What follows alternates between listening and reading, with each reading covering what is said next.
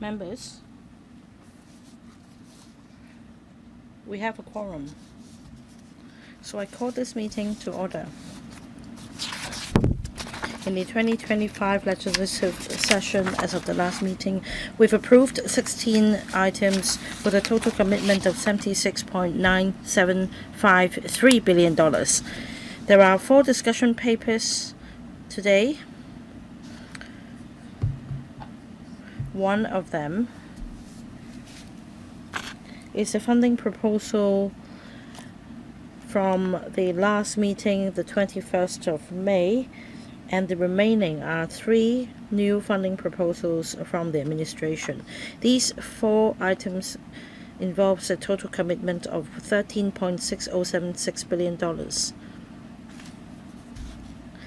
If all the funding proposals are passed, then we will have been approved altogether 20 items with a total commitment of $90.5829 billion, deducting the $27.347 billion of funding for land acquisition and computerization project. The total commitment for public works projects will stand at $63.2422 billion. Members, if you have direct or indirect pecuniary interest in relation to the items discussed today, please disclose the nature of the interest before you speak according to Rule 83A of the Rules of Procedure. And please also note the voting requirement where direct pecuniary interests are involved according to Rule 84 of the Rules of Procedure. Item 1.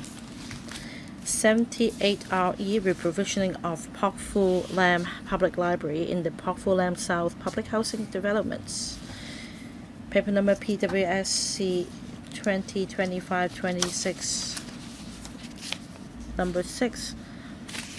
The paper invites the upgrading of 78RE to Category A at an estimated cost of $174.7 million in MOD prices. This committee commenced a discussion of this item at the last meeting, the 21st of May.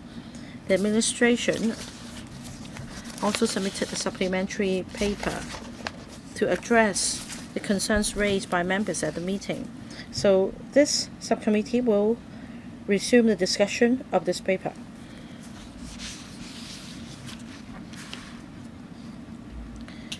For public officers in attendance, please refer to the attendance list which has been distributed. I'm not going to go through them again in the interest of time. 12 members asked questions relating to this paper last time. We still have 4 members waiting for the first round, or 2 members waiting for the first round. Mr. Louis Long, Dr. Junius Ho are both not here. For the other 2 who indicated that they'd like to have a second round, they include Professor James Pang and Mr. Andrew Lam. Mr. Ken Fock and Mr. Stanley Ng would like to have a go for the first round, starting with Mr. Kenneth Fock. Well, on the whole, I support this item. This is supposed to be a district library. It's a small-scale library, so on the whole, I think it's a response to the needs of the community. And the project will also see an expansion of the library size. So my question is this. I'd like to refer to the drawings. Then I see that various needs will be accommodated. As I understand, there will be a student's study room, a newspaper and periodicals sections for the elderly, as well as the library itself. You seem to be accommodating various needs, but can you elaborate on the respective functions? Because I see this drawing being quite straightforward, such as the book display exhibition area.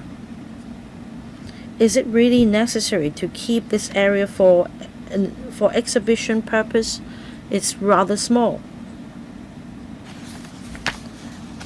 So as I understand, the function here is supposed to provide an open space. So can we provide flexibility? And about the $290,000 dollars of expenditure, most of this amount will go to maintenance.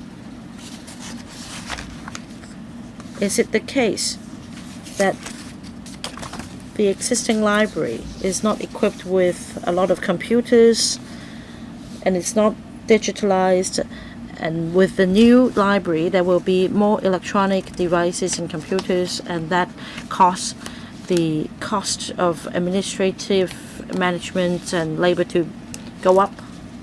I'll take the first question.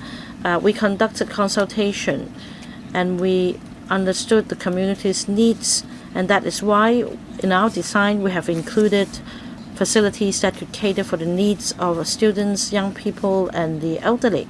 Now, to address the members' concerns, we try to adopt an open plan design, and that we make use of different modules or components as the internal layout and fitting, so that if necessary we can move them around to accommodate different activities. We're talking about a major change, and we want to keep things flexible. The other point is about the $290,000 of spending that will primarily go to E&M maintenance. Now we are going to build a bare shell of the library, and we're also going to revamp the internal fittings. So we've entrusted the EMSD to provide all other internal fittings, such as the E&M system, AC, fire services, installations, APIs, systems, as well as other electronic systems. So this is based on an estimated cost of maintenance, and about 8 to 10% of the spending will go to E&M maintenance. So basically it's not just about computers, but rather maintenance for some E&M equipment as well as BSIs. Right, just to supplement, I remember when you talk about the position of this library, after all, the library should serve the local community, and the primary users are elderly people. So it's a word for the LCSD. Apart from serving the local community and the borrowers, the LCSD should be more proactive in collaborating with the different community groups. For example, there could be book donations in collaboration with housing estates, so as to promote reading. I don't need a response. This is just my comment. Dr. Stanley Ng. Thank you, Chairman.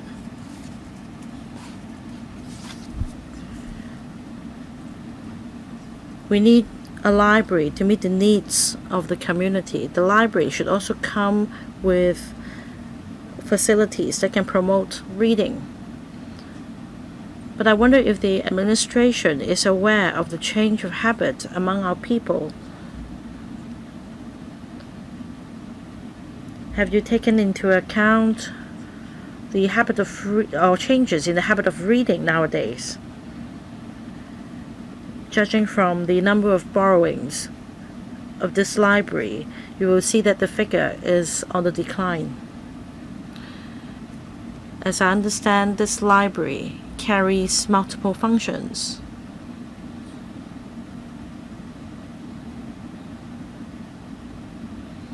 So how do we decide what functions should be recorded and how much resources should be accorded to these functions? Because if it comes in an integrated form, my question is whether you can truly address the needs of the community. Mr. Lee? Thank you, Chairman. Thank you for the questions. We have new functions and new services, and after rolling out these new services, we'll also conduct the questionnaire surveys to gauge the feedback. Now, This does not only apply to libraries in Hong Kong, but to libraries around the world. In this age, information age, this is a challenge for libraries. So I also admit that something should be done to promote reading in libraries. In terms of collections, we have actually increased our e-book collection by 60%. So it's a balancing exercise. If the public enjoys e-reading, then we buy more e-books. And at the same time, we may not need to keep such a big collection physically in the library. The other trend is this. Library is not just about going in and taking out a book. It's a place for people to interact. That is why we set up a reading area for parents to read with the children together. We also have seminars and also places for students to study. So the key message is that the library is not about borrowing books. We also have activity rooms. And through holding activities, we can, for example, talk about the story of famous historical figure, and we can engage a lecturer to tell this story. So, like the member said, we don't just work in this physical library. We also have outreach programs. We have, say, library kiosks. We reach out to different elderly homes or housing estates. And if the users cannot come to the library, we can pick some books and make sure that these books are available at the kiosk setup. The ultimate goal is to attract the users to come to the library. Mr. Louis Long. Chairman, I'm reading from the supplementary paper submitted by the administration. A lot of my questions have been answered. So in principle, I support reprovisioning the public library. However, I also like to further explain my concerns, especially about the size of the library. The floor area will go up from 600 square meters to 1,200 square meters. Is this size appropriate? Will it be too big or too small? Because this library will not be commissioned until a few years later. Will there be a change in the habit of reading again? And let's turn to the sectional view of the library. Now, this library is situated on the podium floor, and next to it we have the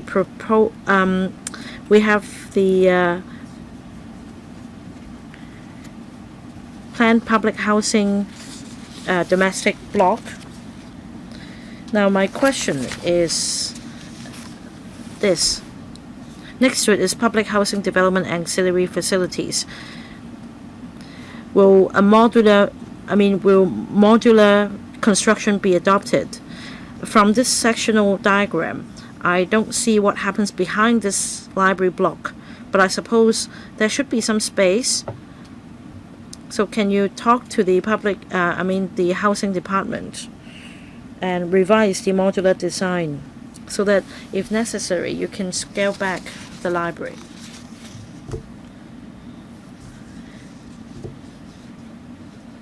Now, just from this sectional view, I don't see what ancillary facilities are included here.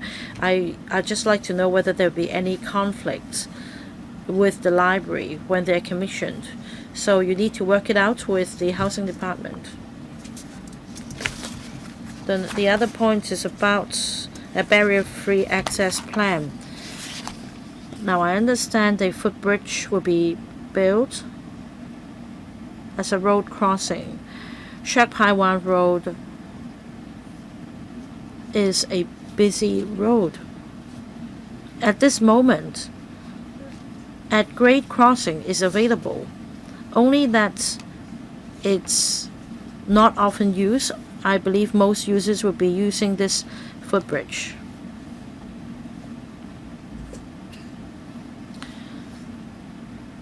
So as we are reprovisioning Wafu Estate, this facility will also be used by residents living nearby, such as those in Backville Villa and Bel Air residents. So my question is whether there will be a lot of footfall here. And about lifts, I am a member of the Public Accounts Committee, and as I understand, these lifts are not properly maintained. They are sometimes not serviceable. So you need to make sure that they run smoothly in the future. So in principle, I support the proposal. Who will take these questions? Thank you, Chairman. Under Secretary, I'd like to ask the Housing Department to reply to members' questions. Thank you, Chairman. First of all, regarding the location of the library, it's on the base tower of Kailongwan. We are using a modular construction. Regarding the facades, we would like to adopt a modular approach when it comes to construction. However, there are different functional constraints. We may not be able to adopt modular designs in relation to the entire library block, but we can explore this possibility. Regarding ancillary facilities, there are a lot of facilities serving the public. One floor above the library is the public market. It's a commercial floor area. The floor of the library, next to it is the Wafu Heritage Trail.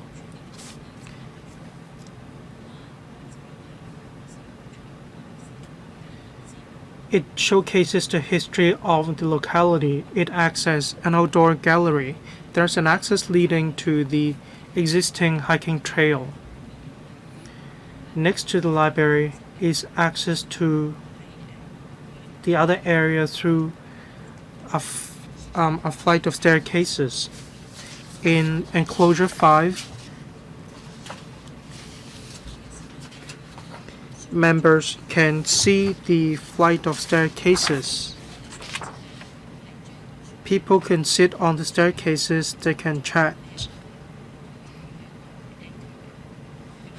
That's why we have decided to put the library in that location. Regarding barrier-free access, yes, member is correct. It is not possible to cross Xiaopaiwan Road to access the library.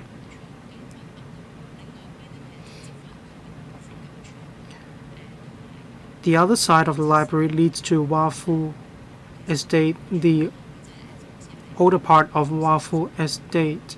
Just now we mentioned residents in Sabaport. They can make use of this footbridge to access the library. Thank you. A total of 15 members have already spoken on this agenda item. Ms. Nixie Lam is going to speak. If members in the electrical complex would like to ask questions on this agenda item, please come to the conference room and indicate it that you'd like to speak. Thank you. Ms. Nixie Lam. Thank you, Chairman. I'd like to ask about the general situation of the library. There are more e-book readers right now. So the library is going to be positioned as a place for family gatherings. A lot of libraries in different districts have children facilities, but then the management isn't quite well handled. Once a librarian said that children cannot cry inside the library and they have to leave the library. In the past, libraries were very quiet. You could hear a pin drop. but it's actually very difficult to achieve this with child play facilities inside the library. There are different facilities inside the library as mentioned in the papers. Say you have the baby care room, for example. A lot of young parents want to cultivate a reading habit for their children. They want their children to read physical books instead of e-books. Can you tell us the arrangements? Thank you. Mr. Lee. Thank you, Chairman. Thank you. Well, of course, we understand it's impossible to ask children to not make any noise at all. It's actually very natural for a child to cry.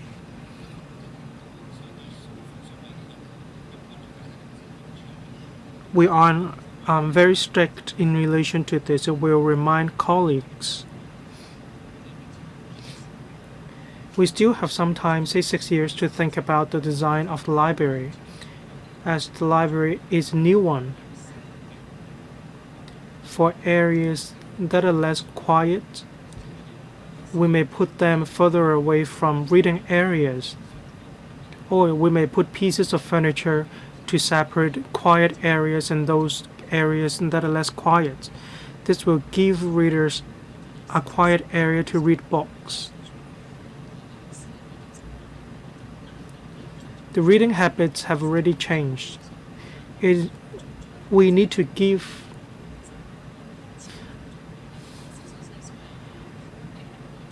in Pengshan Library in Yunlong, librarians rushed to children and told them not to make any noise at all.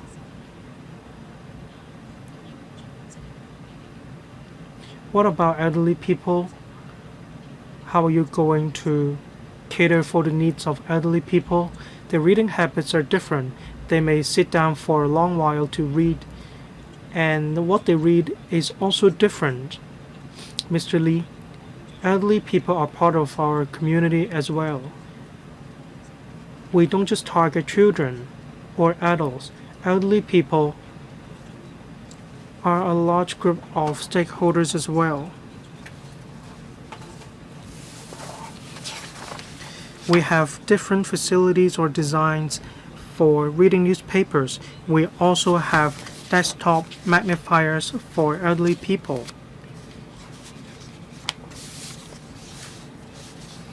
Elderly people can make use of the desktop video magnifiers to read different materials. And we're going to buy books with larger font sizes.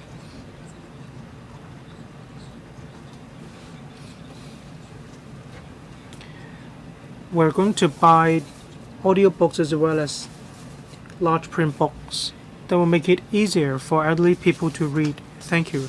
3 more members are going to speak in the second round. After Professor Lau speaks, I will draw a line. For members who would like to follow up on this item, please come to the conference room and press the button to request to speak as soon as possible. Thank you. 3 members in the second round, Professor Lau Chi-Pang, Mr. Andrew Lam, and Mr. Lee Chen-Kung. 3 minutes each, questions and answers included. Professor Lau, please. Thank you, Chairman. This is the second meeting on this agenda item. We've discussed hardware and the facilities of the library. It's rare that we have a new library in Hong Kong.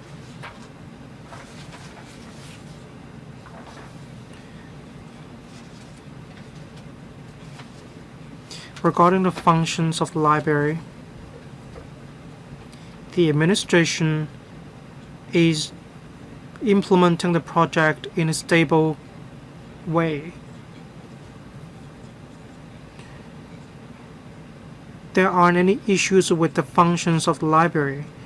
They will cater for the needs of different people of different age brackets. I understand the administration is taking a middle course. But let's think about it. The facade will only be built after 5 years. And we are actually adopting the design in 70s. The world has changed.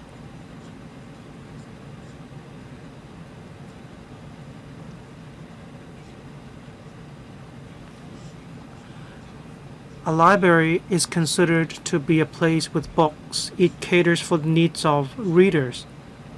Whereas for some areas, there are no books at all, but then they serve the function of a library, which attract readers as well. So probably we could strike a balance. We don't have to go to the one end of the spectrum.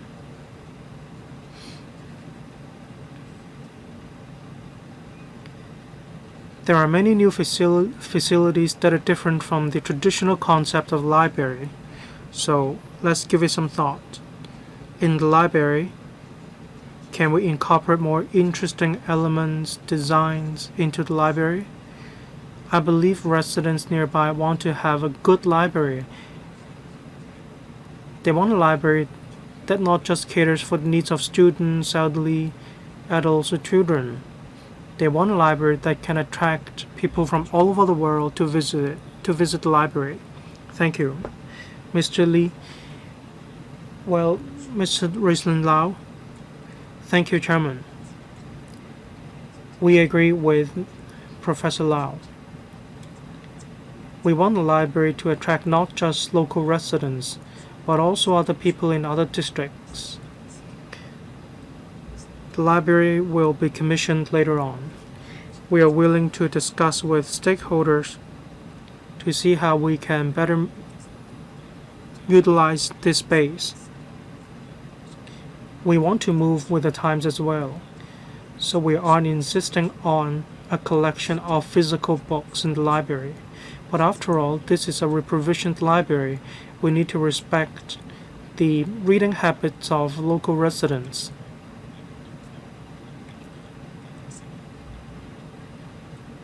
We are willing to take on board new innovative elements. Say we will also incorporate the historical elements of Wafu Estate to the periphery of the library. Thank you. Mr. Andrew Lam. Thank you, Chairman. I'd like to follow up on renovation of the library.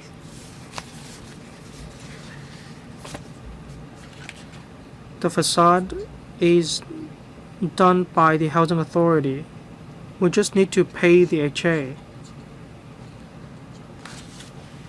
The paper is silent on the detailed design of the library. I'd like to write on Mr. Kenneth Fox's point. The administration's answer has already answered much of my question that I'd like to ask, so I'm not going to pursue further. I understand the administration would like to maintain flexibility when it comes to the design so that the design could be modified later on. Given the design requirements, you have funding, how are you going to control the budget?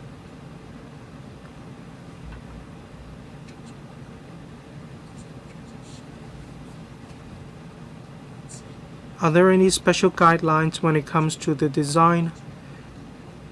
Any specific requirements? If yes, can you tell us? Thank you. Thank you. Who will take this question? Under Secretary. Thank you, Chairman. Regarding the cost estimate, we base it on previous projects as well as in the floor area of the library. That's how we came up with the cost estimate. Once it is approved, we will of course work within the budget. That is, we spend within our means. We'll try to provide the most suitable and appropriate services within the budget approved. I'll give the floor to the ASD and the LCSD to give you more information. Which department, please? ASD or LCSD? ASD.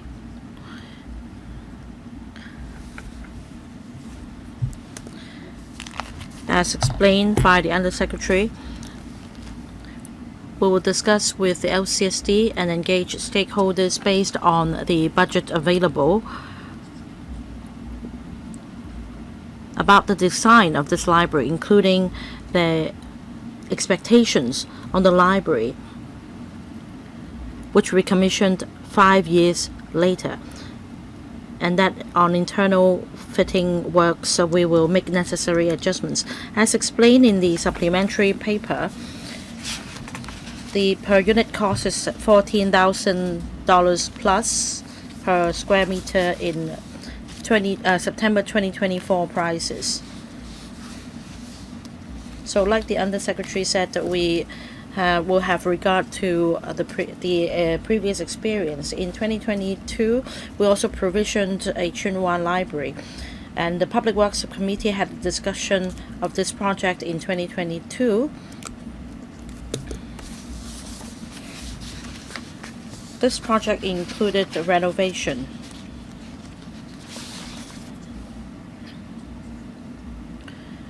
We modified and altered the internal fittings of that library.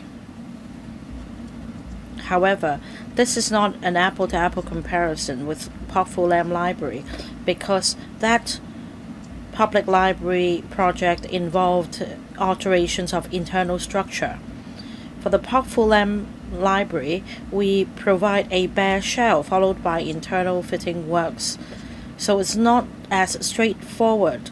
And meanwhile, we need to keep the existing library in operation to meet the needs. Considering all the demolitions, constructions, and alteration works, the unit cost of $14,000 per square meter is deemed reasonable. And we've also made reference to the unit cost of similar reprovisioning projects. Sorry, I mispronounced your name, Mr. Andrew Lam. I'm not challenging your budget, but the point is, you still have 5 years, so there will be design flexibility. So I want to know more about your design brief. You just told me that this is not yet available, but do make it available for my reference later.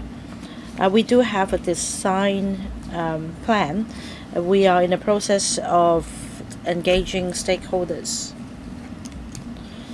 We talked about the estimated cost in our budget, but there is flexibility because the budget also contains a contingency provision, so there will be flexibility to modify the design.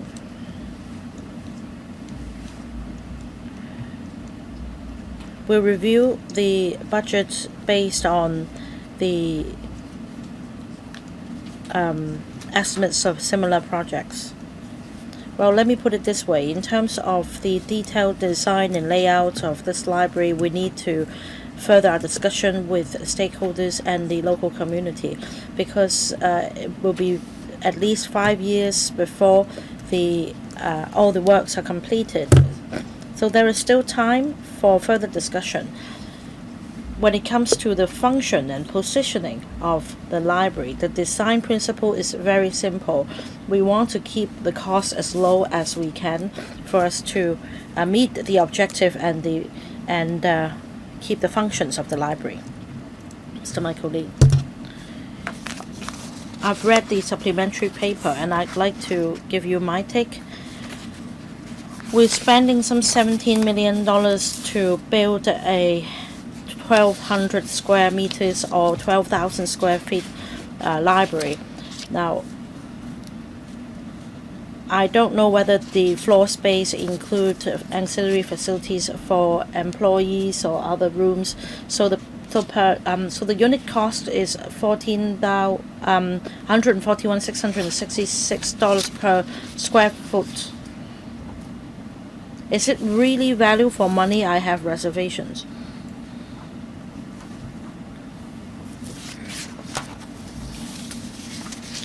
We need a library in the community, but according to 1B in the paper, different floor area will be adopted in the calculation of cost. Normally, the CFA is used for estimating the construction cost because it includes the floor area within the building structure envelope, which is the most effective in reflecting the actual construction area. Now, it has a total floor space of 2,700 square meters, but only 1,200 square meters are available for use. So that's a 43% utilization rate. The paper doesn't tell us whether this will come from the net floor area or the construction floor area. What about the remaining 57%? Is the space put to good use or not? You can't move your goalposts because even for domestic renovation, we always use the actual floor area for calculation. We will never include the corridor or other common space in your calculation. The second point is this: according to your the breakdown of this paper, on page 12, the total construction or building cost is $86.6 million. For building services is some $40.3 million here. In another paragraph, it's about $30 million plus. I'm not sure about this breakdown. I'd like to have more information about these various figures. Thank you, Chairman.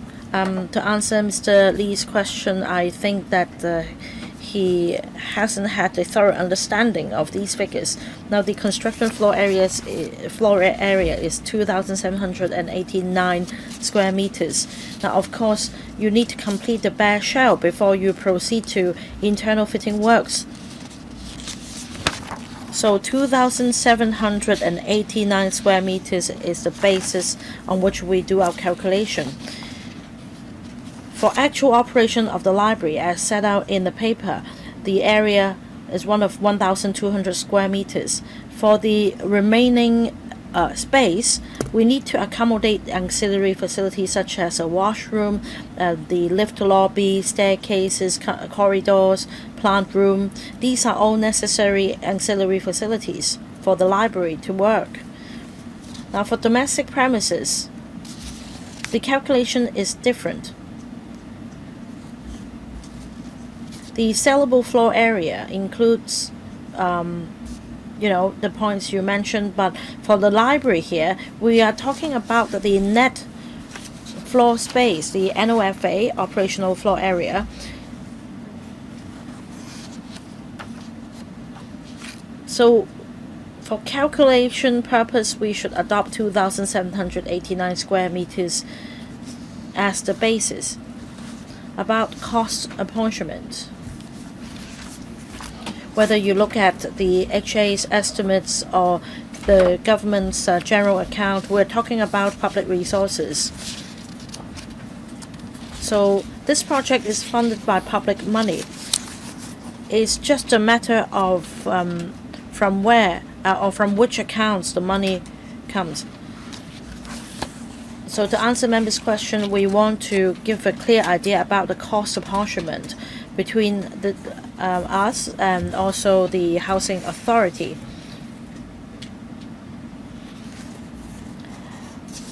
And in fact, we explain where these figures come from. In the main paper, we set out the breakdown of the costs,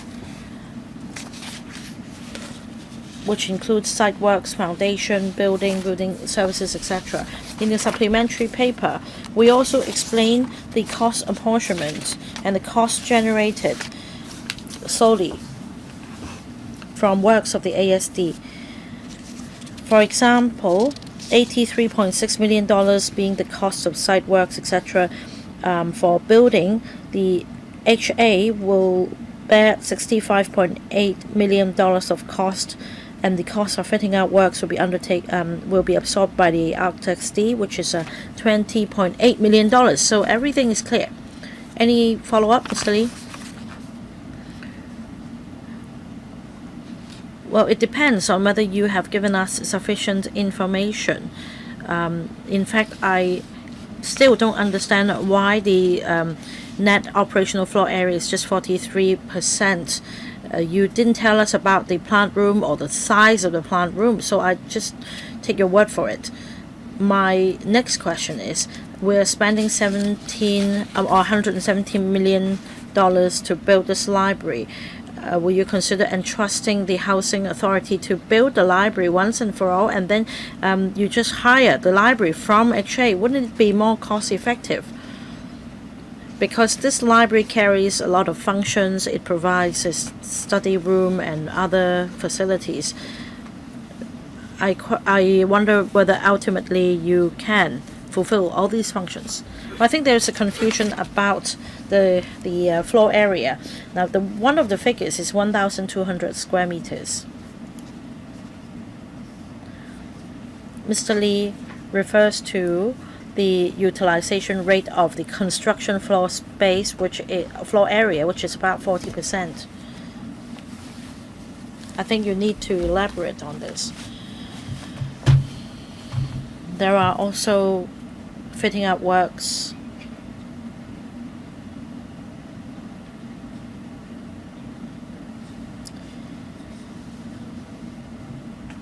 For the operation of the library, it would take up about 40% of the space, but the library also comes with ancillary facilities. The total floor area is 1,200 square meters.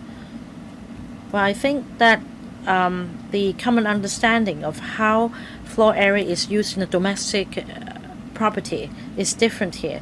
So perhaps we can have a more detailed explanation, please, from, say, Mr. Yu from ASD. NOVA and CFA are two different things. Let me explain. For NOVA, it's 1,200 square meters. The construction floor area is 2,789 square meters. It also includes common area, as suggested in the supplementary paper. For common areas, we're talking about the space in the public library that includes, say, a public corridor connecting the adult library and the children's library. The common corridor is not included in NOVA, and there is also a plant room and washroom, etc. Again, not included in NOVA. NOVA doesn't include a pantry room for staff, a security room, storage, which are also in this library. Internal fitting out works are required to provide these ancillary facilities, not to mention other public space and areas such as common corridors, lift lobby, etc. None of these is included in NOVA. And that is why, taking all these together, the construction floor space is over 2,000 square meters. Dr. Junius Ho is not here. After he's spoken, this item will be put to a vote. Dr. Junius Ho is here. You have 4 minutes. Thank you, Chairman. Last week I asked a question, and I don't need to follow up on this question since I already have an answer now. So much for this item. I now put this proposal to a vote. Would those in favor of PWSC bracket 2025-26 close bracket 5 please raise your hands.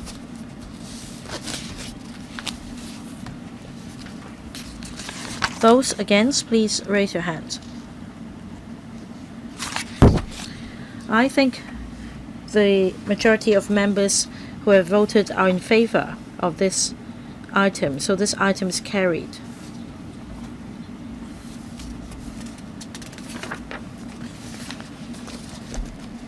as to whether the Finance Committee is recommended to discuss further this paper in relation to 41A of the PWSC procedures. I now put this question to a vote, that this subcommittee recommends the Finance Committee to discuss further the proposal contained in PWSC 2025-26 number 6.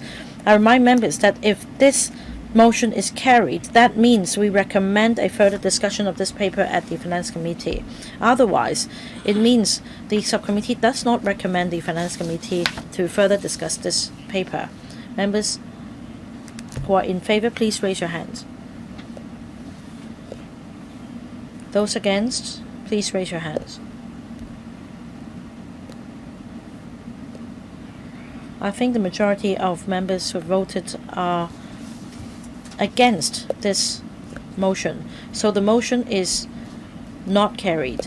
The subcommittee does not recommend a further discussion of PWSC bracket 2025-26 close bracket number 6 by the FC. So that wraps up the discussion of this item. Thank you for attending. We move on to the next one. 請有關嘅官員 Let's invite the administration to join us for the second agenda item.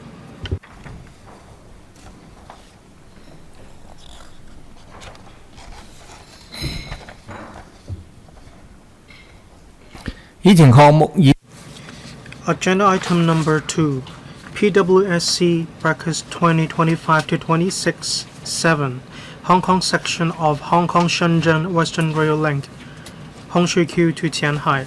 Please refer to PWSC brackets 2025-26 7. Members are invited to recommend to the FC the upgrading of part of 69 TR to category A as 70 TR, Hong Kong section of Hong Kong Shenzhen Western Rail Link Shui to Qianhai. The administration consulted the relevant panel on railways on the 31st of March 2025.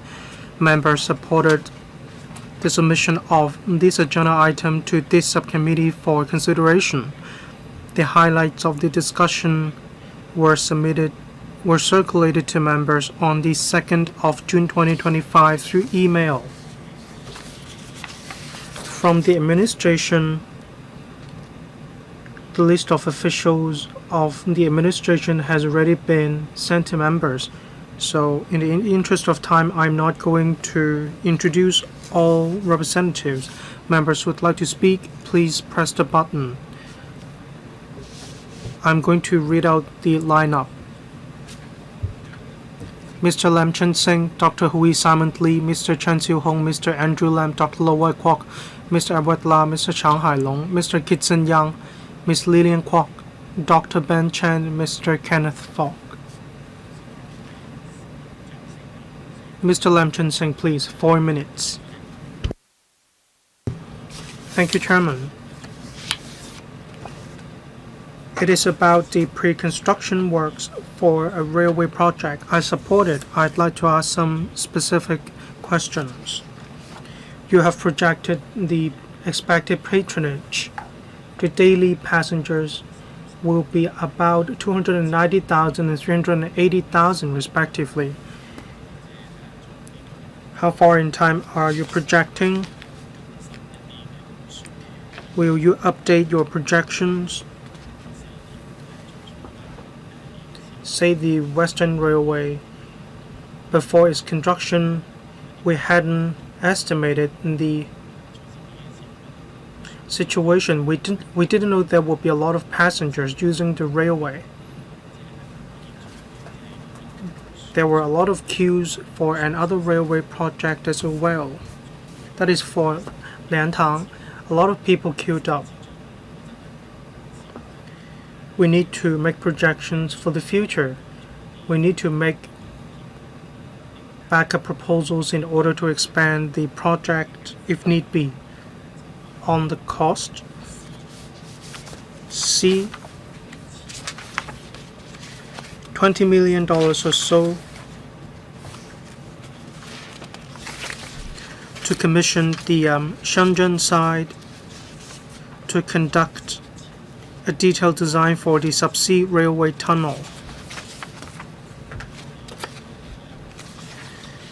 Is the administration in talks with the Shenzhen side? What about the concrete arrangements? Does this amount cover all the necessary projects and expenses?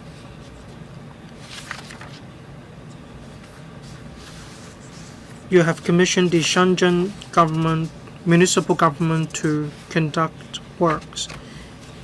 You are not going to look for organizations to do the same. Is it much cheaper?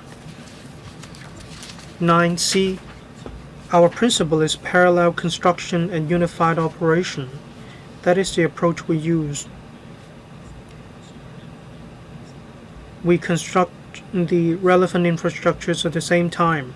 Then there will be unified operation in the future. There will be one single operator. Will we look for a contractor? An operator, and will Shenzhen look for one as well? If there are suitable operators, how are you going to deal with the issue? Is it possible that the costs of the operator sought by Shenzhen are cheaper? Of course, other factors are at play, say safety record, experience, sustainability, all these factors come into play. So I'd like to know for the operator managing the project, how are you going to make arrangements with the Shenzhen side? Thank you. Mr. Kevin Choi. Thank you.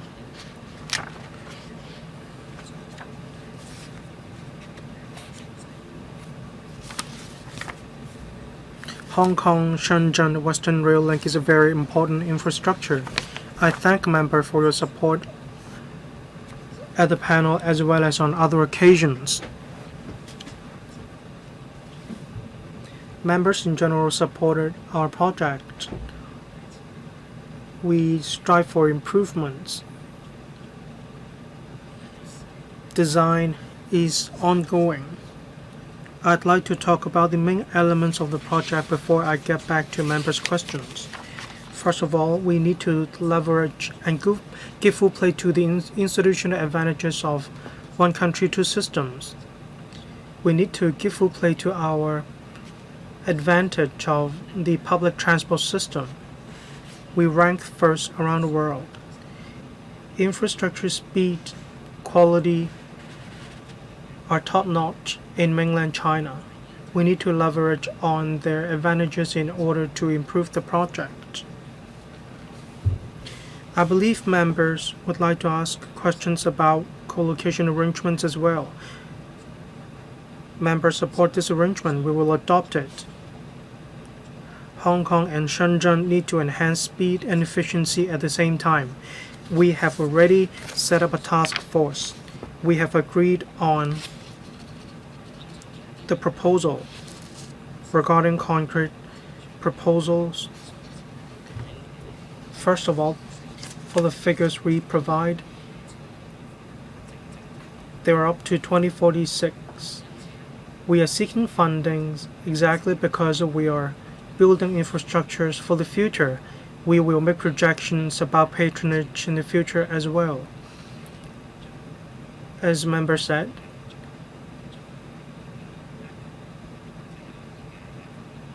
we do want to provide convenient services for the public. Regarding Shenzhen Bay, members mentioned a cost that we'll have to pay to the Shenzhen side, as the Deep Bay section crosses the area between Hong Kong and Shenzhen. In other words, it crosses Deep Bay, so the cost of this section is agreeable by both sides. We'll have to confirm the costs pending the findings of the further studies, but at present the cost is sufficient. Regarding the approach that we will go by, that is parallel construction and unified operation, this railway connects two places. It provides commuting services for residents on both sides. That's why we need to have a unified operation approach to make sure this project will be managed by one operator. As I mentioned, both Hong Kong and Shenzhen will look for operators on our own. We will confirm the details in due course. The task force will also look into the details and flesh them out. But then, as I said, we need to leverage on our advantage of the high-quality public transportation system. It ranks first around the world. That's why both Hong Kong and Shenzhen will do our best to make sure that the operation will be the most efficient. Thank you. Just now, a member mentioned one point. Transportation design, public facilities, the administration needs to plan projections for the future. We look forward to more accurate projections. Thank you. Next member, Dr. Hui Simon Lee.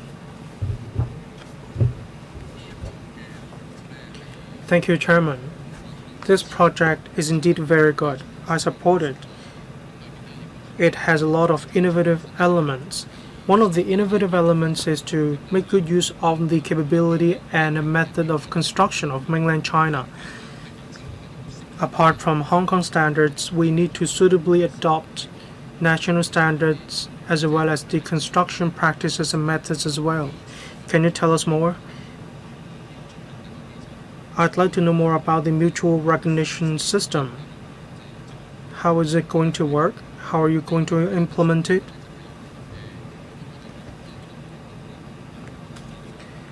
This railway connects Hong Kong to Shenzhen.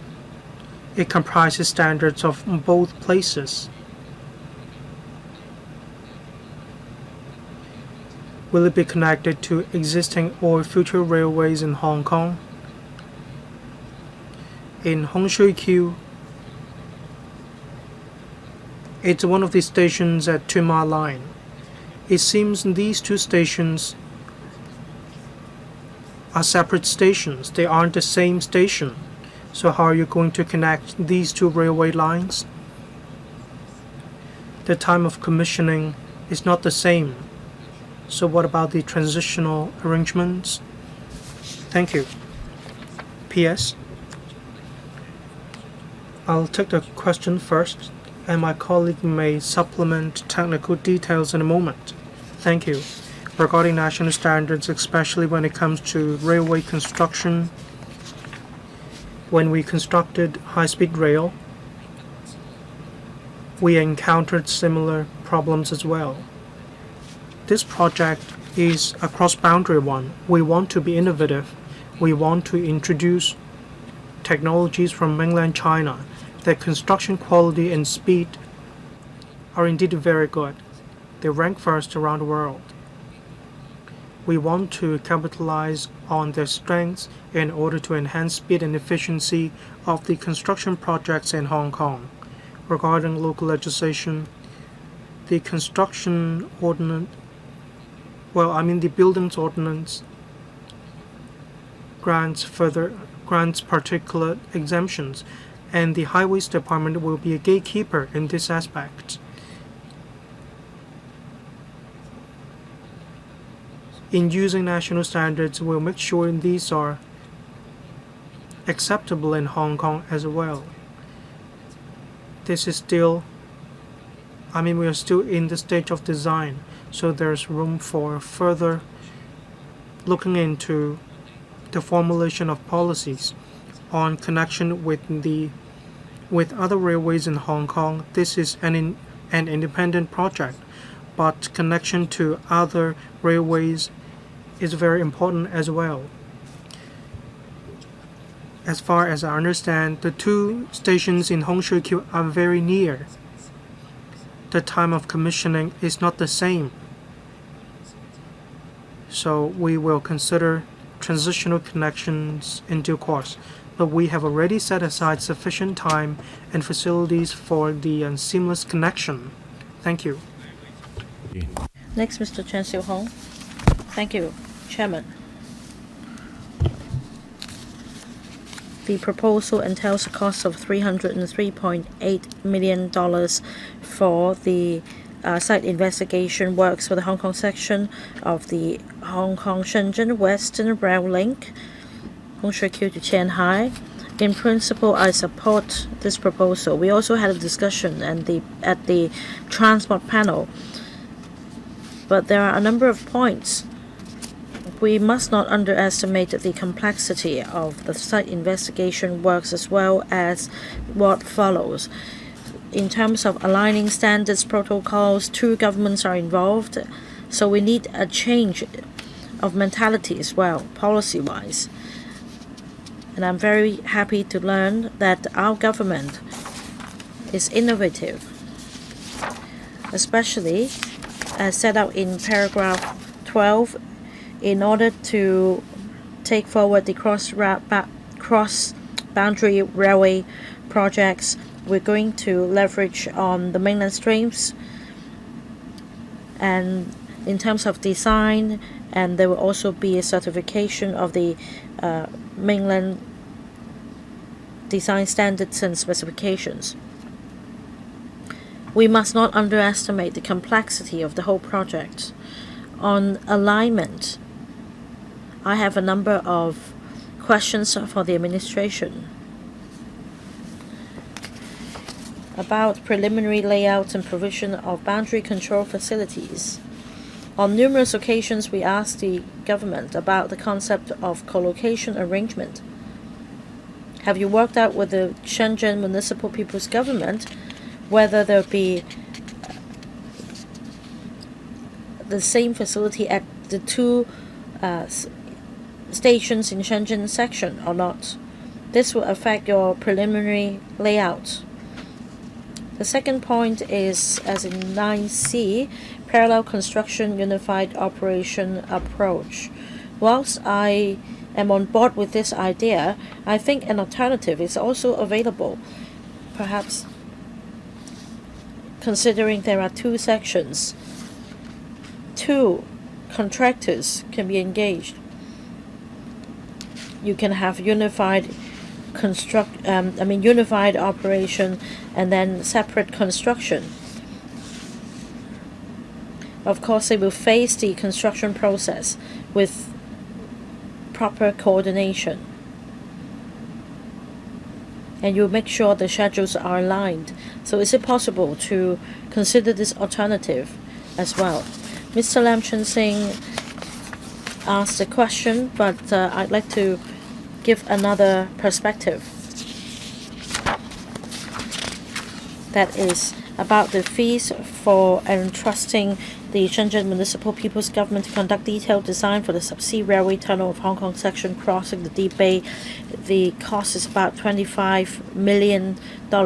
I find this to be reasonable, but apart from site investigation and design, does it include design and vetting of the design by your consultant in a consultancy contract? You also mentioned you fully leverage on the technical expertise of the contractor, and for the main design it will be left to the next stage to be undertaken by the contractor. So if you've entrusted the Shenzhen Municipal People's Government to undertake the detailed design of the tunnel, then would there still be any room for adjustment by the contractor who will come in at a later stage? I'll answer some of the questions first. On co-location arrangement, as pointed out by Mr. Chen Xiu-hung, we are in close liaison with the Shenzhen government, and the task force has decided to set up this arrangement at two stations, one in Shenzhen Bay and the other in Qianhai. On our part, we need to consider further whether to have co-location arrangements at just one station or two stations. Both options have their merits. We need to consider cost effectiveness. So it's for the task force to mull it over, but the principle is that there will be co-location arrangements. This is the consensus, so as to facilitate the flow of people between the two places. And I also thank members for supporting our innovative approach. As mentioned just now, unified operation is necessary. Operation-wise, it is almost impossible to have two different operators on the same link. So we will have regard to the market situation in Hong Kong and in Shenzhen. And this is something we'll work on. And this relates to construction as well.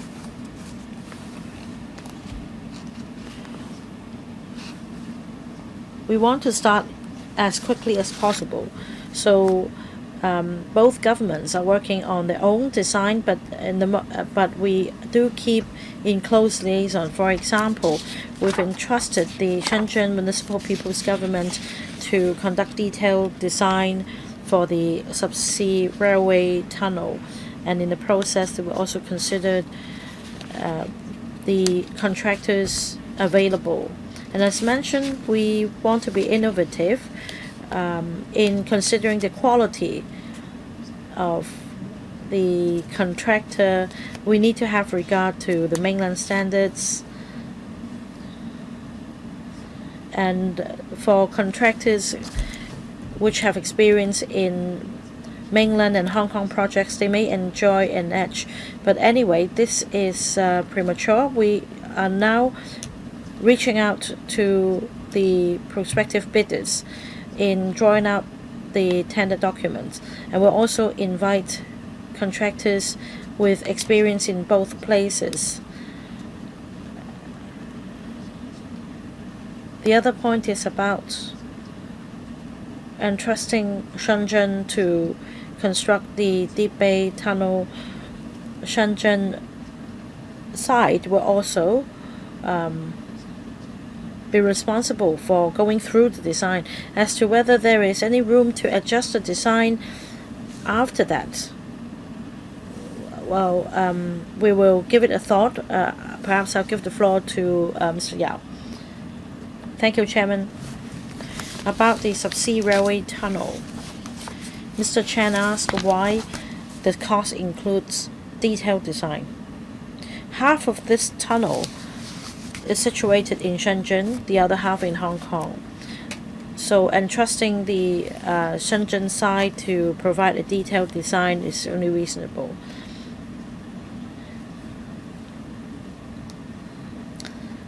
For our approach, we usually provide a sectional diagram, and it's rather straightforward. For example, we have the depot, the stations, the alignments. We provide the preliminary design. Now, if you entrust this contractor to come up with a detailed design, they adopt a lot of innovative approaches, and there is a lot of room to finalize the details of the design later when the contractor comes in. Mr. Andrew Lam. Chairman, well, I think this project represents a breakthrough. So just on this point, I'd like to give my strong support.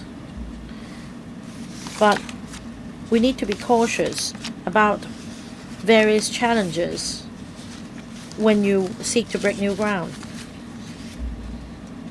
So I want to caution you and encourage you to remain steadfast even in face of challenges. Coming back to this paper, this is really complex and it's also highly interactive. What I mean is there should be coordination between the Hong Kong SAR government and the Shenzhen Municipal People's Government,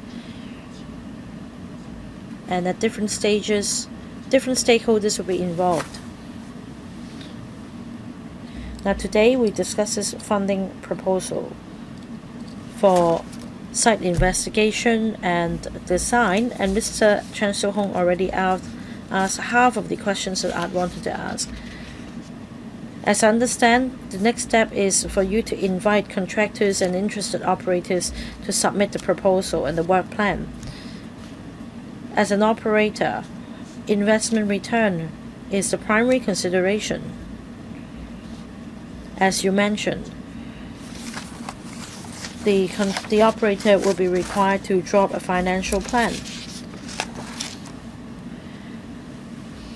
This is also top of mind for the investor. As I understand, if investment is completely separate from the operation, then things will become very complicated. So for an investor, they consider the financial return on the basis of the preliminary design or detailed design. They consider the number of stations, the alignments, and also financial subsidy, whether in the form of land or otherwise. According to your approach, there will be flexibility for the contractor or the operator. About this subsea railway tunnel, you already explained that the design will come from the Shenzhen side, and you have no alternative but to accept it.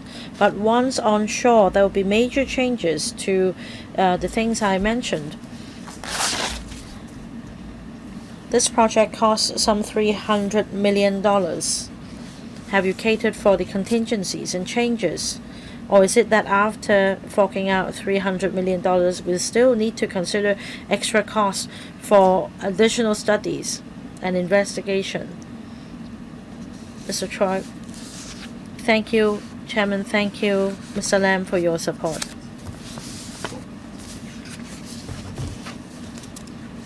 Now, as mentioned just now, I thank this Council, especially members, for supporting this project and supporting the innovative approach undertaken by our Bureau and the Highways Department so that we can quicken our pace.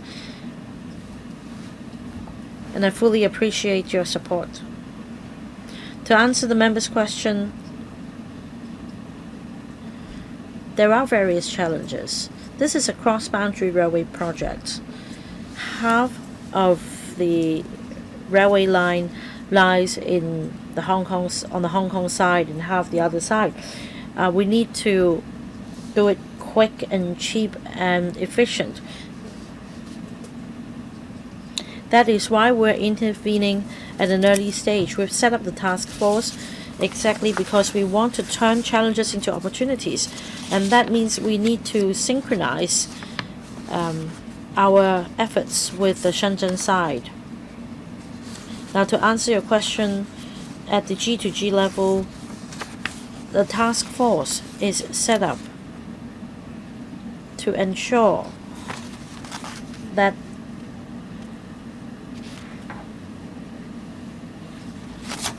obstacles can be resolved early. And that is why, as you can see in the paper, we've set up the Office for Implementing Cross-Boundary Railway Projects as well as the legal group so as to resolve challenges. These units will help coordinate things and resolve challenges so that a consensus can be reached and a decision can be made. On design, construction, and operation, we appreciate that the single tender exercise has its merits. On the contrary, there is also a merit if we engage separate contractors or operators for different aspects of the project, because we'll be able to capitalize on their respective resources and strengths.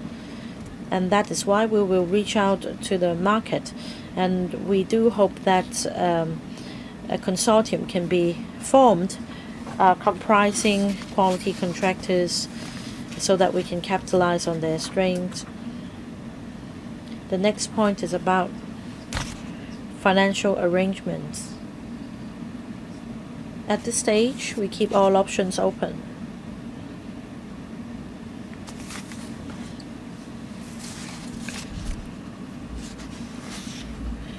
This proposal entails investigation and design. We will consider expression of interest in not only that but also financial plans as well. Now I will give the floor to my colleague to supplement about the detailed design and additional funding. Well, P.S. We understand what you said actually. Just now you talked about construction and operation.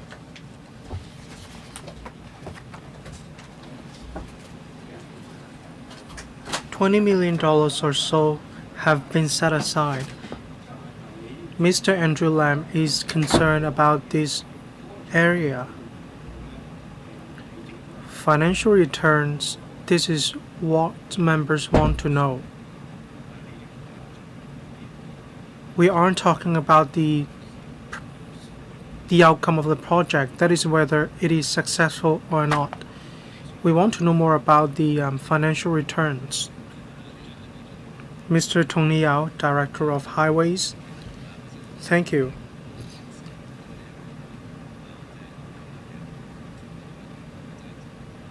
Engineering isn't the main part of the study. We need a new company that is responsible for construction and operation. Financial arrangements, commercial arrangements, marketing, operation, compliance, standards, all these are factors as well. That's why when it comes to financial arrangements, $20 million or so have been set aside. There are a few proposals right now. Construction operation by the same company, then operation by another company, or design, construction, operation, all done by one single company. There are pros and cons of different options. We need a larger company to be responsible for construction and operation at the same time. 1.5 years later, we'll start tendering exercise, so time is of the essence. Foundation, bridges, there are many changes. So can we start these projects first? If we have the funding of the Finance Committee, we are going to conduct studies later on. We are going to conduct market sounding out exercise. A lot of companies may be interested, but they do need to fulfill certain requirements. They need to form their own teams. And they need to tell us what they have come up with, say financial, operational, technical details. They need to tell us about all these details in their expression of interest. Then we work on our own end as well. We'll decide which operator is the best. Probably we can look for the best operator and the best constructor. That's how we can build railways at enhanced speed, and it will also be able to provide good services. Thank you. Next member, Dr. Lowai Kwok. Thank you, Chairman. I speak in great support of the project. Members are concerned about the different cooperation models when it comes to the project. We'll definitely proceed with the investigation and design of the project. Construction operation,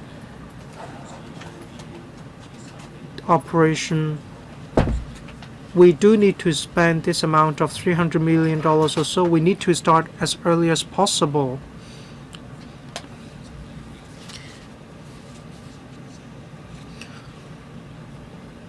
The administration earlier on had another project, but in 2014, the Railway Strategic Report already said that cross-boundary passenger flow and demand weren't enough to support the provision of the railway. That's why that project was put on the back burner. The alignment this time round is different.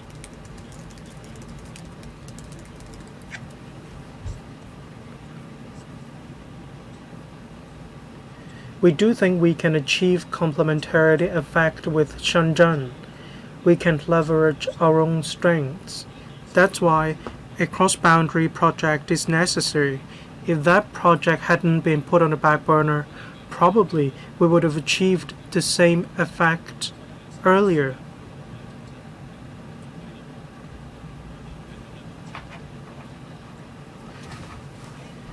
I really don't understand. But anyway, we need to look forward.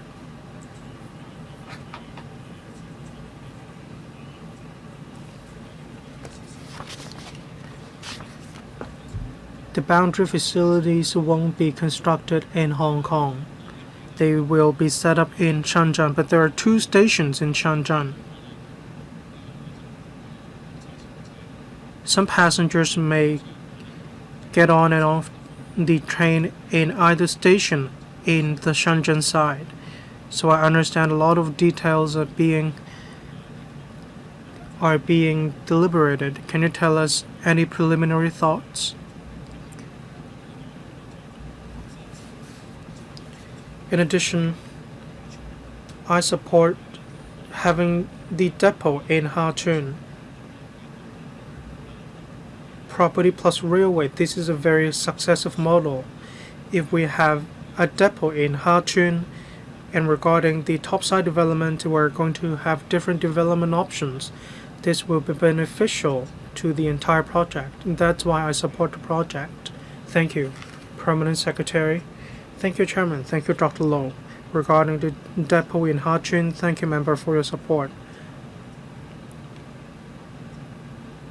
We'll consider the overall development of property as well. We will consider all options to facilitate financing arrangements. Regarding boundary facilities, they will be set up in Shenzhen. We understand there are 2 stations in Shenzhen. There will be passengers in both stations as well. Of course, it'd be the best if we could set up co-location arrangements in both of the stations in Shenzhen. But we need to think about cost effectiveness. We need to think which method or which proposal is the best to members of the public and at the same time is the most cost effective. Thank you, Mr. Edward Lau. Thank you, Chairman. I support this project. We do need to develop the Northern Metropolis, so this project must go ahead.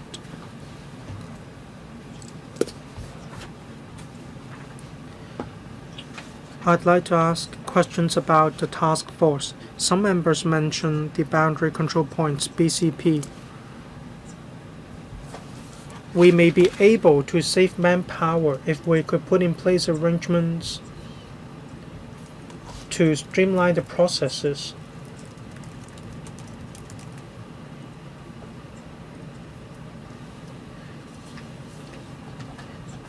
Otherwise, this project won't be as efficient.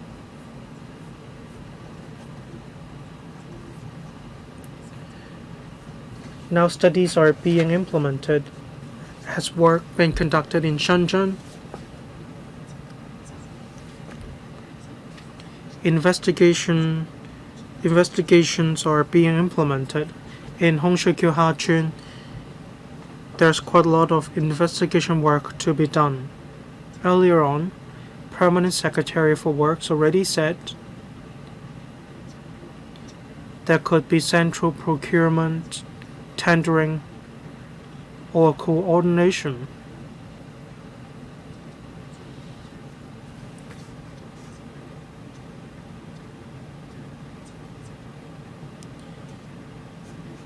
Can we reduce costs in this regard by having them done at the same time regarding Hongshui and Kowloon?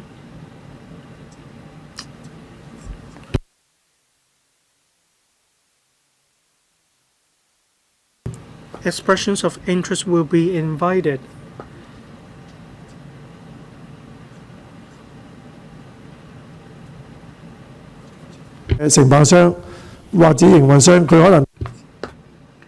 Operators may have comments on the design. So probably the consultant doesn't have to come up with a very detailed design. Otherwise, the engineering teams that are going to work in the future or the operator might not find it suitable. Revisions will have to be made, and that will incur extra costs.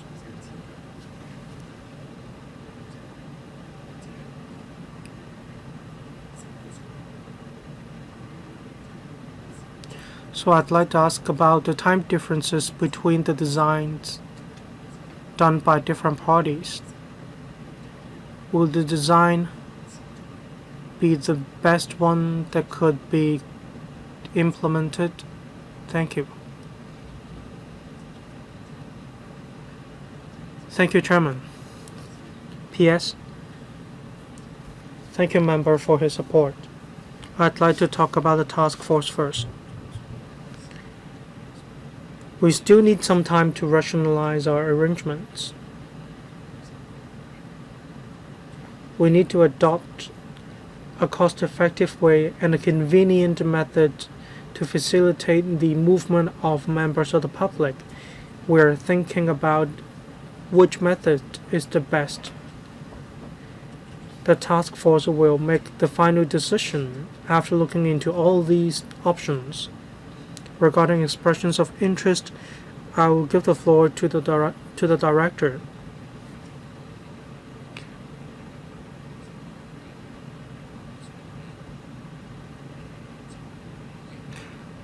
We know interactions matter. There need to be more interactions during the process. We couldn't stick to the processes we used in the past.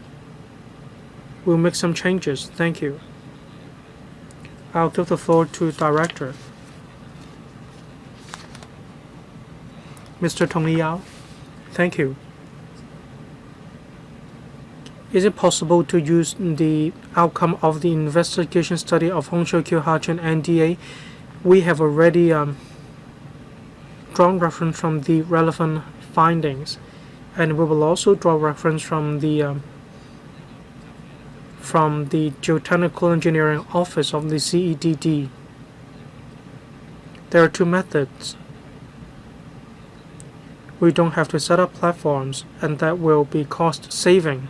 For the other method, that will entail the setting up of a platform.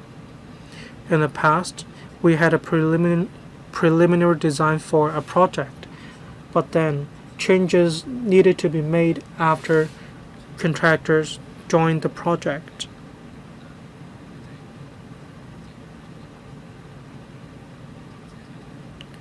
So this time round, we have plain requirements.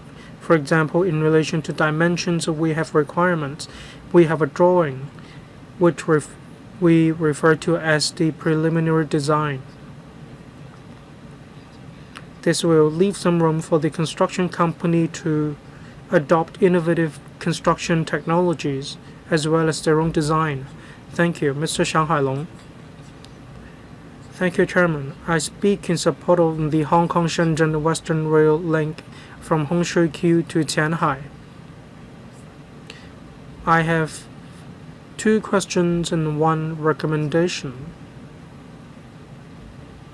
Regarding the name of the station, there are 3 stations in Hong Kong. All of us know well their locations. We have Shenzhen Bayport and Qianhai stations in Shenzhen, and I'd like to confirm whether the station will be called Qianhai. We have Qianhai Bay. There is Deep Bay Station, but there is no Qianhai Station. I'd like to seek clarifications about this issue.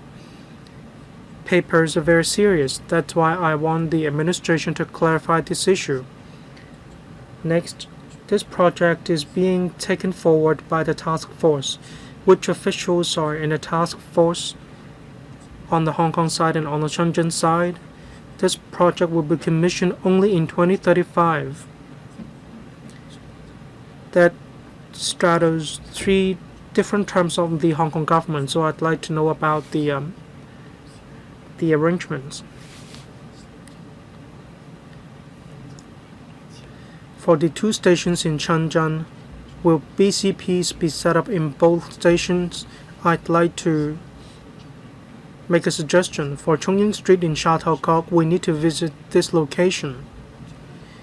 So there will be touchless clearance arrangement in Sha Tao Kok BCP. In other words, when you leave Hong Kong through this BCP, data will go through the BCP to the mainland side. It already means that you have already provided your fingerprint information to the mainland authorities. I believe there will be more innovative elements 10 years later. So regarding co-location arrangements, or there may even be virtual co-location arrangements, which may be more desirable. I have to declare that I'm a shareholder of an AI company in Hong Kong. Mr. Kevin Choi, thank you for the suggestions about the 3rd question. Of course, we consider all innovative approaches, and as I explained, we will also have regard to the practices in other BCPs to provide facilitation. About the name of the station, we plan to call it the Deep Bay Station, or in Chinese Qianhai Wan. In Shenzhen, there might be a different name, but at this point in Chinese it will be called the Qianhai Wan Station. As for the task force, we have the secretary leading the Hong Kong team, and also deputy mayor in Shenzhen leading the Shenzhen team. It's a high-level task force, and if need be, regular meetings will be held to discuss important matters. Now, there are also some technical details they need to work on, and that is why dedicated groups are set up under the task force to complement the work of the task force on technicalities, etc. Thank you, Chairman. Thank you for confirming the name of the station. It will be called Qianhai Wan in Chinese on the Hong Kong side, but in your paper it's Hong Shui Q West Station. I understand there will be a Hong Shui Q station along Tsuen line. So for accuracy's sake and for seamless transition, you should call it Hong Shui Q Qianhai Wan instead. Right, yes, but there is a Hong Shui Q station of Tsuen line. Correct, not to cause any more confusion. Next, Ms. Lillian Kwok. Thank you, Chairman. I support this project.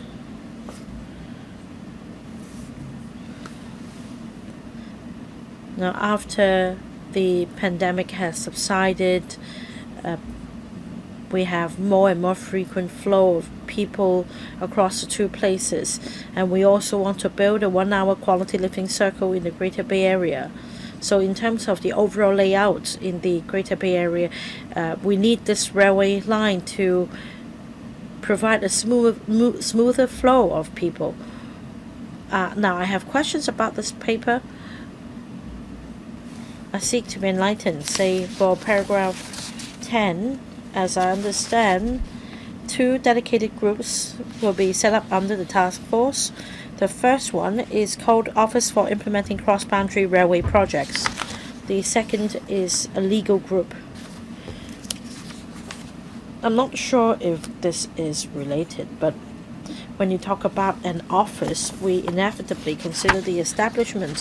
What manpower will be provided to this office?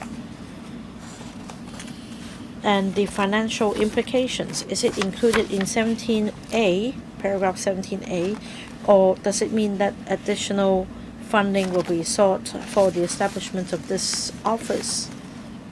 The second point is about the legal group. 17B. I see fees for handling of legal matters.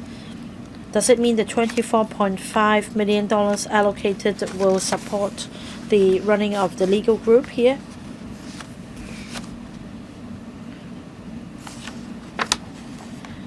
In paragraph 17A, there are 6 sub-items. I believe you need to pay for the salaries of staff, right? So are they included here? Or is it that after receiving and vetting expressions of interest, the staff members will be deployed elsewhere and the post will be scrapped? Exactly how it works. P.S. Thank you, Chairman. Thank you for the questions and thank you for your support. About the 2 dedicated groups under the task force. Now, on the Hong Kong side, government officials will be members of these 2 groups. They will provide technical and policy support. About the financial implications in paragraph 17, the money is reserved for contractors to support our work. That means for paragraph 10A and B, no additional funding is needed. We will use existing resources for civil servants. Now, under 17A, there are numerous items. That means work will be outsourced, but there will be interactions in between. I will give the floor to the director to supplement. Thank you. For investigation and design works, we want to have a tender exercise and for a single operator to take it up. As for the 2 groups you mentioned,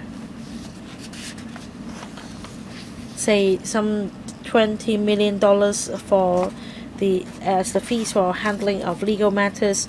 They include the scrutiny of the contract and tender documents, the vetting of the eligibility and the operating rights of the operator. A lot of legal documents and contracts and trustment documents are involved, and that is why we need to set a fee or set an allocation as fees for handling legal matters. Right, I asked about the establishment of the office and the legal group. But as I mentioned, for inviting EOIs, the sum is $5 million. Why is that? Under 17A1, can you provide supplementary information to elaborate on the breakdown of these figures? Right. Supplementary paper to be provided after the meeting. What about the $5 million for inviting EOIs? Well, it's not as simple as just inviting EOIs. We need to have roadshows, briefing sessions. We need to contact system suppliers. And then we have to conduct financial and technical analysis. So it's not just a fee for inviting for EOIs. Right, please provide these details after the meeting in a supplementary paper. Next, Mr. Ben Chan. Chairman, we've been talking about the Hong Kong-Shenzhen Western Rail Link for many years, and it's now finally in front of us. Like Mr. Jesse Shang said, perhaps we only know about Qianhai, but not Qianhai Bay. It's actually the same place. But anyway, the construction of this rail link will pull these 2 places closer. So I think it's meaningful. This project entails a cost of $300 million to cover various tasks. It's quite complex. Whilst abiding by Hong Kong standards, we will incorporate partially mainland standards. We need to have exposure to these standards, and it's an innovation. There are standards in relation to the design, inspection of the facility, and we also have different laws. So this project is innovative. This is unprecedented. It also marks a significant milestone to the future development in Hong Kong. So my question is on standards, especially checking for acceptance. We are familiar with our own standards.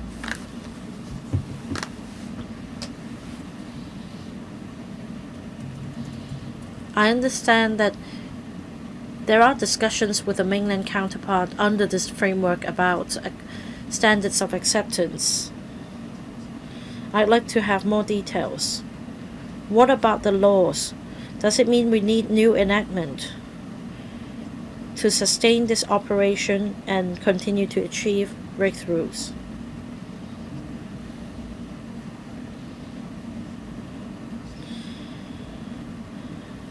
Now, under the Hong Kong model, for railway construction, the building department is involved. Is it really necessary? I have reservations. Because the MTRCL has vast experience in railway projects. So can we entrust the MTRCL to do that in order to be innovative? P.S. Thank you, Chair. I will take some of the questions and then I will give the floor to my colleague. About the laws and regulations,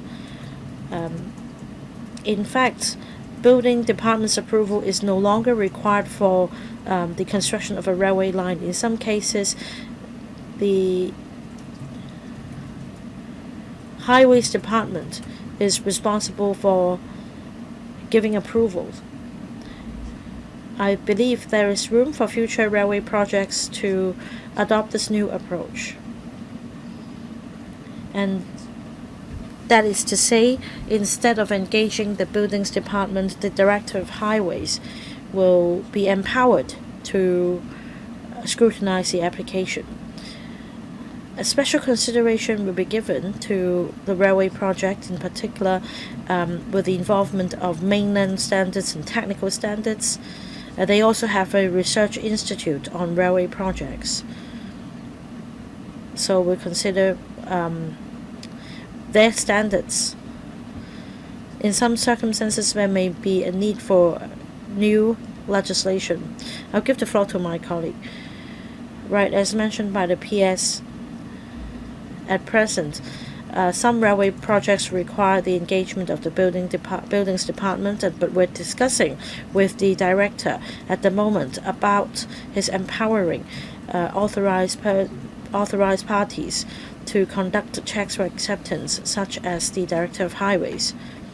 On standards such as those for fire service installations and E&M facilities, we go by the Hong Kong standards. It's stipulated in the law. And where necessary, we can also introduce national standards. The majority of national standards are also applicable to our projects. Some of these standards relate to the foundation, loading capacity, concrete structure. There are also some other standards that are not applicable. We must go by the Hong Kong ones, such as wind direction, topographical situation, etc. Now, this is an innovative project. In the long run, we want this cross-boundary railway project to be to evolve from a pilot project to the standard in the Greater Bay Area. Members, 5 more members are going to speak in the first round.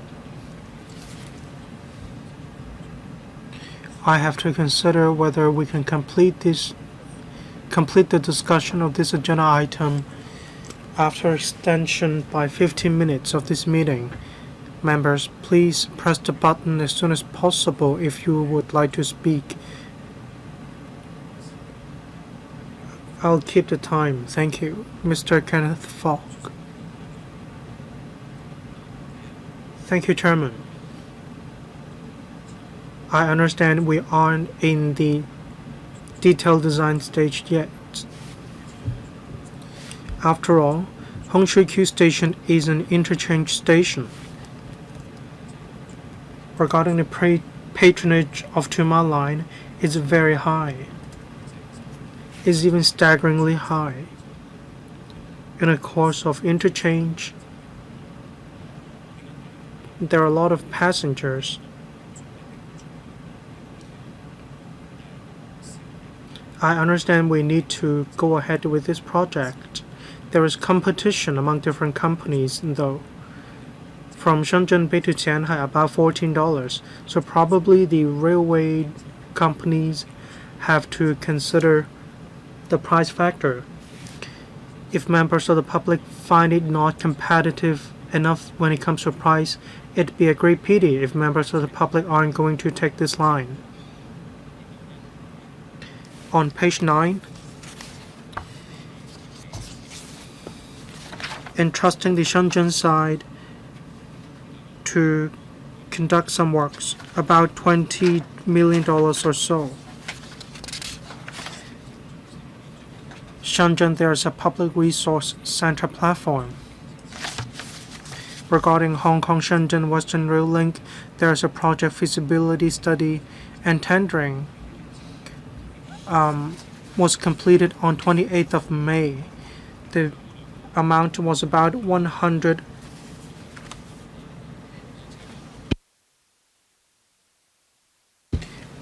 The cost is about $31.83 million or so. If you entrust Shenzhen to do so, $20 million or so, but then the cost in relation to Shenzhen is $31 million or so. I'm not questioning you, but I just want to know.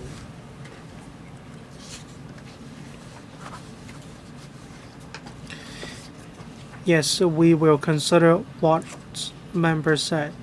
Indeed, there are different modes of transportation to cross the boundary, but in the western side, there is indeed a need to build the relevant infrastructure. But of course, we want to ensure it will be put to good use after commissioning. As we mentioned, we conduct our work at the same time with the Shenzhen side. Today we're coming to apply for funding. We understand Shenzhen has conducted a feasibility study. As far as we understand, they are conducting work for the section in Shenzhen. That doesn't cover the subsea railway tunnel.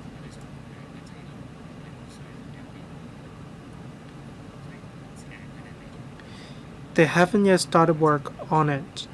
Well, for $25 million or so, it wasn't for you to entrust the Shenzhen side to conduct this work. Is that correct? Well, not what Mr. Kenneth Falk just now mentioned. For the subsea railway tunnel, we will entrust the Shenzhen side to work on it. Work hasn't started. Mr. Kenneth Falk? Well, I didn't read the contents of the tender in detail. It's not an apple-to-apple comparison, of course. The Shenzhen section isn't short, $30 million or so. I'm not sure what the feasibility study covers. I'm not nitpicking. But can we further reduce the amount of $30 million or so? We need to save as much as possible, even 1 single cent.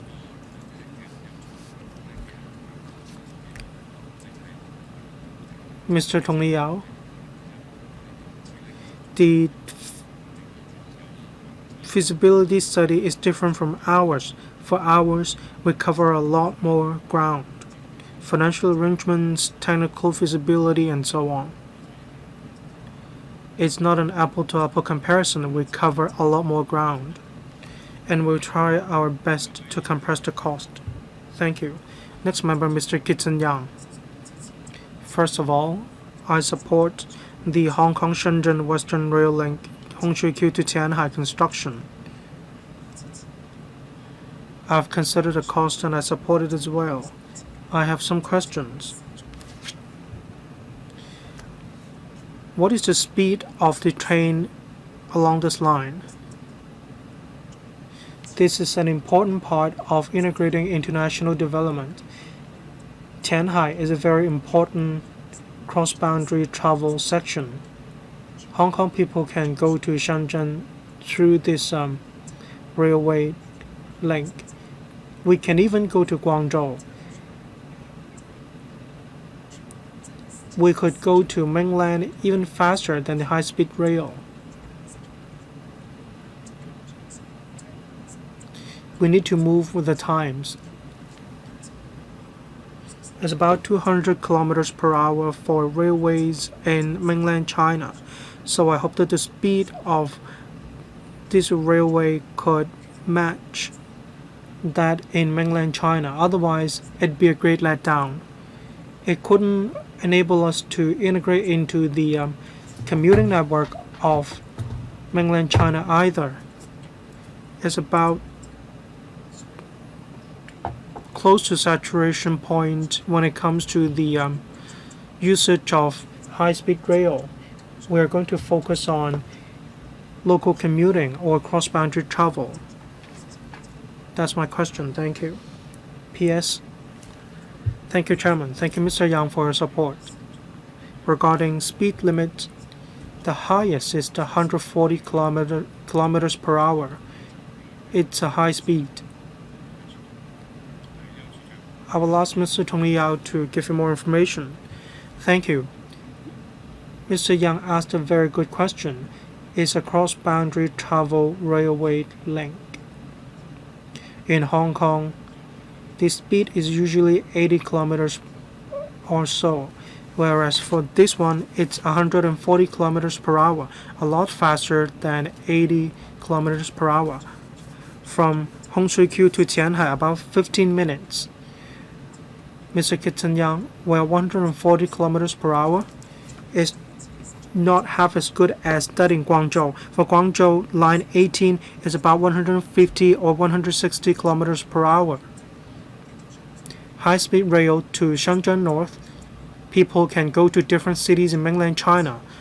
If we start from Hong Kong to Qianhai, to Guangzhou, to Zhuhai, 3 different stations, the speed limit of these railways is 200 kilometers per hour.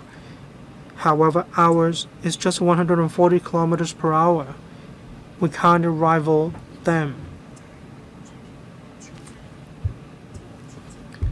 Hongshui-Q is an interchange station.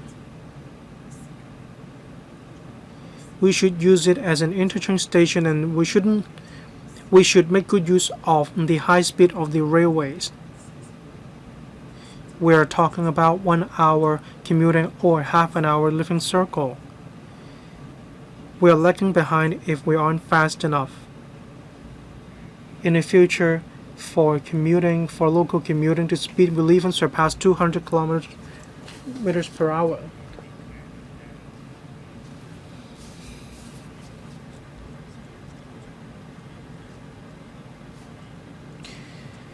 Mr. Tsuen wants to see greater efficiency. A lot of factors are at play when it comes to speed. Thank you. From Hongshui-Q to Hachun, 2.6 kilometers, to Lafaoshan, 1.3 kilometers. The longest distance is 6 kilometers. That is the subsea railway tunnel. we have decided on the speed limit. We have set it at 140 kilometers per hour through discussion with the mainland side.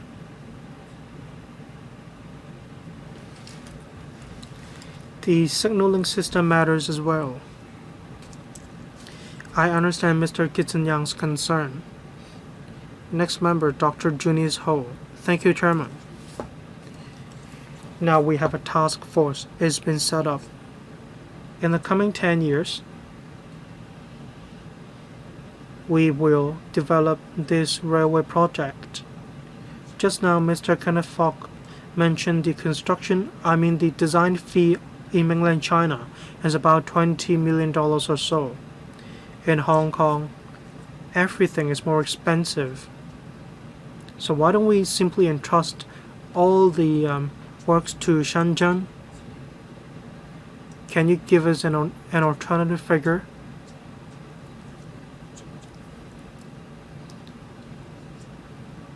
You need 3 years and a half and $300 million or so to engage a consultant.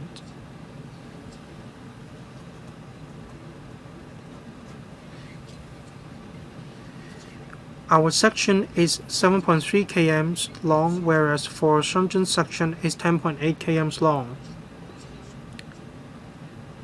You need to procure train compartments. Of course, you are going to do so from mainland China. You aren't going to do so from the UK, aren't you?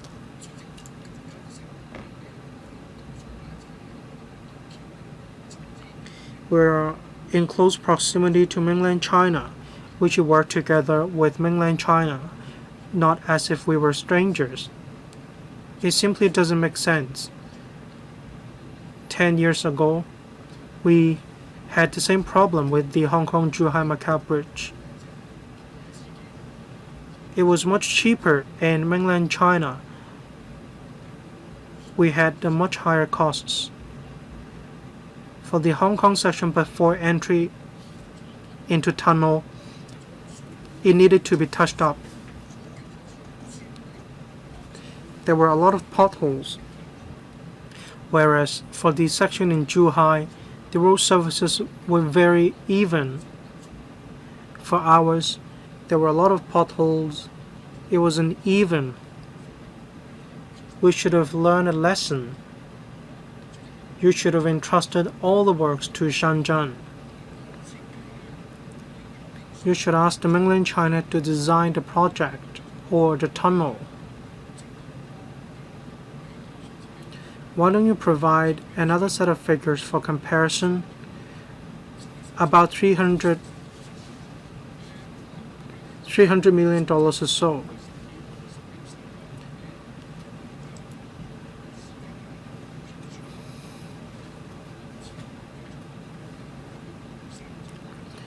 The railway project will only be commissioned in 2035.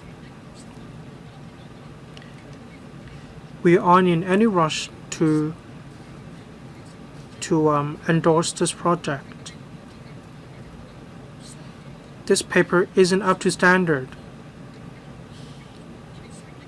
It's not high quality enough, and I cannot support this proposal at the cost of $300 million or so.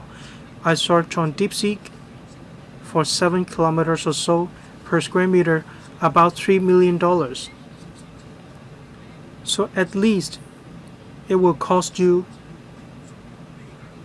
$21 million or so. You are going to give us a lot of different reasons, say different soil conditions, different geological conditions. To Central to Shangwan, that section costs us $6 million or so. Well, your time's up, Dr. Junius Ho. Well, Chairman, one more sentence from me. Sorry, your time's up. Before I ask the administration to respond, I will extend the meeting today first by 15 minutes. 3 more members indicated that they'd like to speak. I hope we can finish this item within today. So I'll be stricter with the time limit of the coming 3 members. Say Dr. Junius Ho has already used up his time. P.S. P.S. Of course, the task force maintains close communication. We don't work in silos.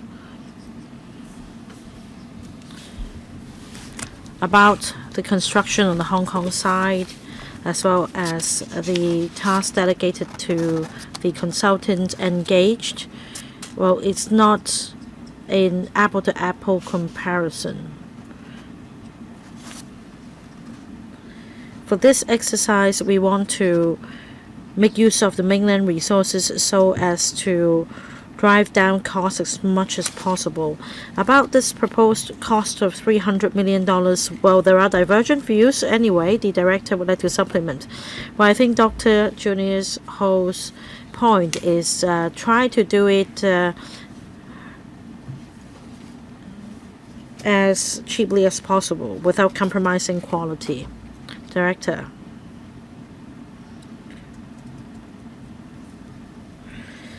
Well, our country is able to take forward railway construction projects in such an impressive manner, and that is why we seek to introduce the mainland standards in our projects as well. You want to supplement Dr. Junius Ho? You please be quick, otherwise we will need to defer to the next meeting to vote on this. Well, I don't think there is any urgency to approve this funding application. It won't happen until 2035 anyway. My point is, this railway spans some 10 kilometers, but there are different standards. Well, does it mean that the trains will be stuck midway and that you have to switch tracks? Well, Dr. Ho, in fact, they talked about adopting the GBA standards. How do we align the standards? We have different standards. What's the point of having a task force? Can you tell us? Any more information you can provide? We'll supplement the information after the meeting, Chairman. We seek to align the standards. There won't be 2 different sets of standards in operation. Mr. Holden Chow.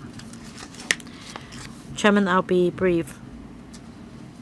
About the investigation and design of this Hong Shui Q Qianhai section, I'd like to offer you my view. It's not as simple as a railway line. Let's say if the link is commissioned in 2035, we need to have regard to Hong Shui Q as a new development area, which is positioned to provide high-end professional and logistic services.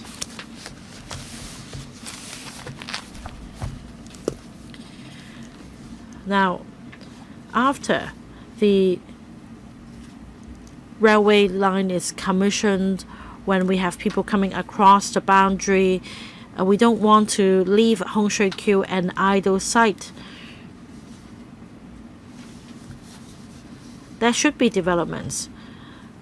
You should adopt this mindset of promoting mutual flow of people, especially attracting people to come from the mainland.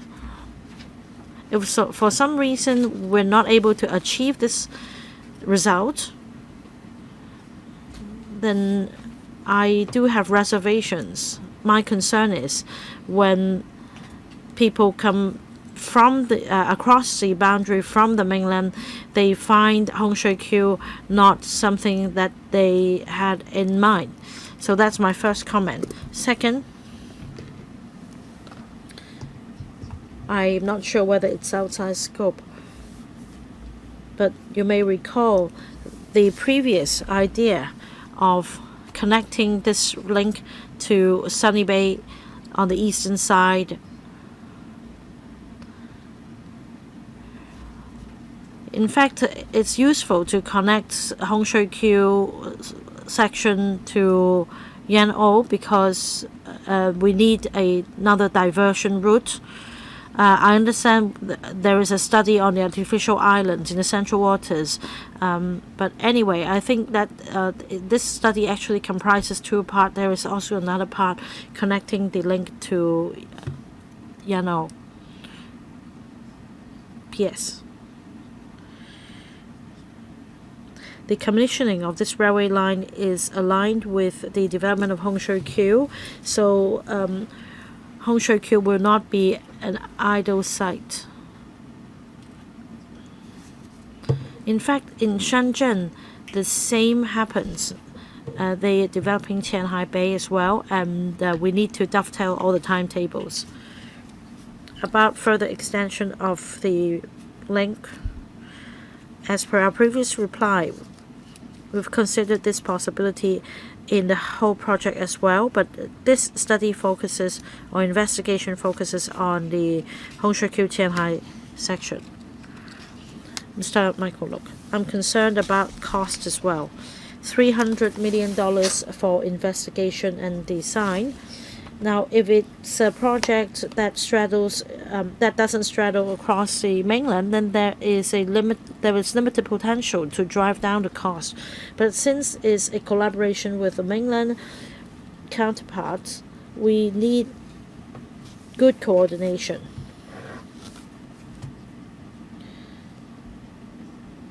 We need to trust our partner. As mentioned by the other member, well, although this is not apple-to-apple comparison,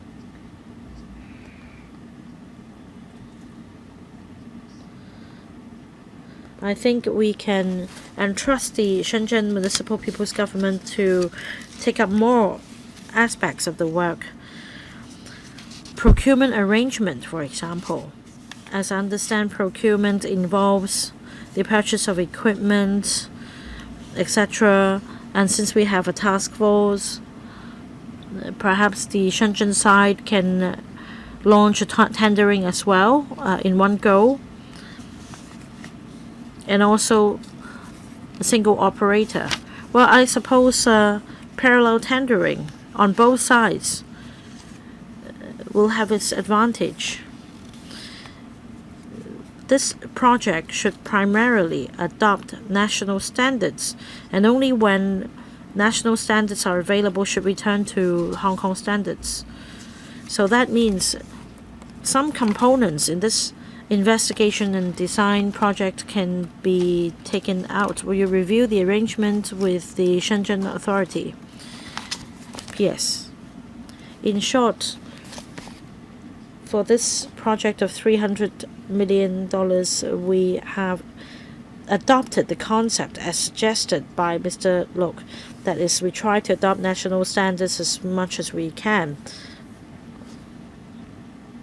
With compressed costs,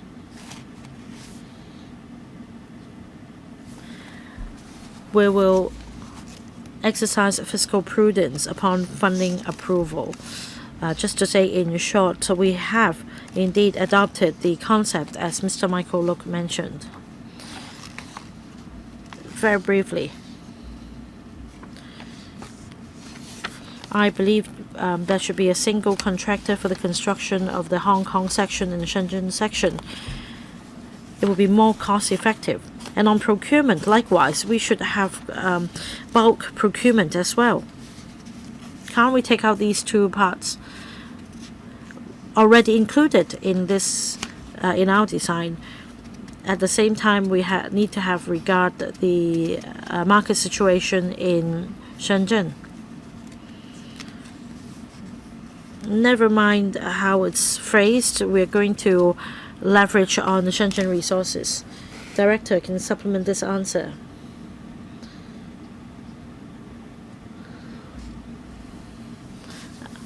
About procurement, this railway company or operator will be responsible, but we don't rule out having a single procurement approach or a single contractor. If it's only about procurement arrangements, preparation of contract terms, etc., common sense tells me that if it's undertaken by the Shenzhen side, it shouldn't take $33 million. So give it a thought. Mr. Gary Zhang will speak in a moment, and then Dr. Junius Ho will speak again.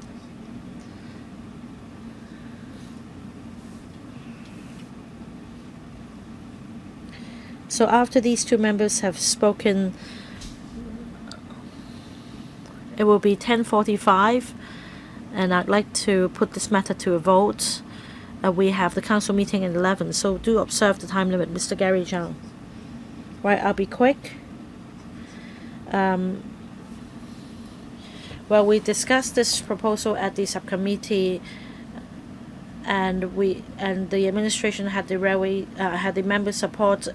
We need to take a unified approach for efficiency. The subcommittee had a meeting on the 31st of March. Today is the 4th of June. I don't know why it takes 2 months before this proposal finally reaches this subcommittee. We have a very aggressive target of commissioning. The construction time is much shorter than railway lines in Hong Kong, so we have a very tight schedule. After going through the subcommittee today, you should ask for priority for the matter to be submitted to the Finance Committee. We have such an aggressive construction timetable, I don't think it will be easy to meet your target. I'm a practicing railway engineer. I had experience in railway construction projects in Hong Kong and in the mainland. And I fully agree with the administration's approach. Well, this is a completely different approach to railway construction or even the express rail link construction in Hong Kong. It's unprecedented.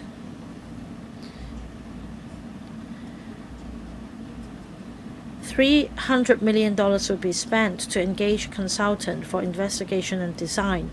I need to explain that it doesn't happen overnight. We need to go through the legal matters, procurement,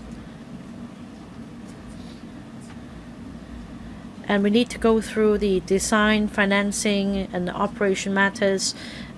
We need to go through these ourselves. We cannot rely on the Shenzhen government to do it for us.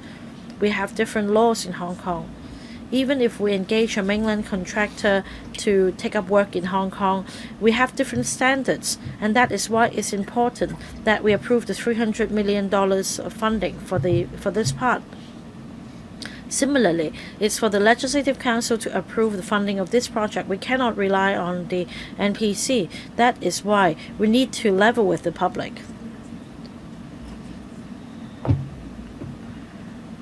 Now, this procurement arrangement is crucial to this project. We don't have much time left, so don't announce the approach only after the consultant has completed its study.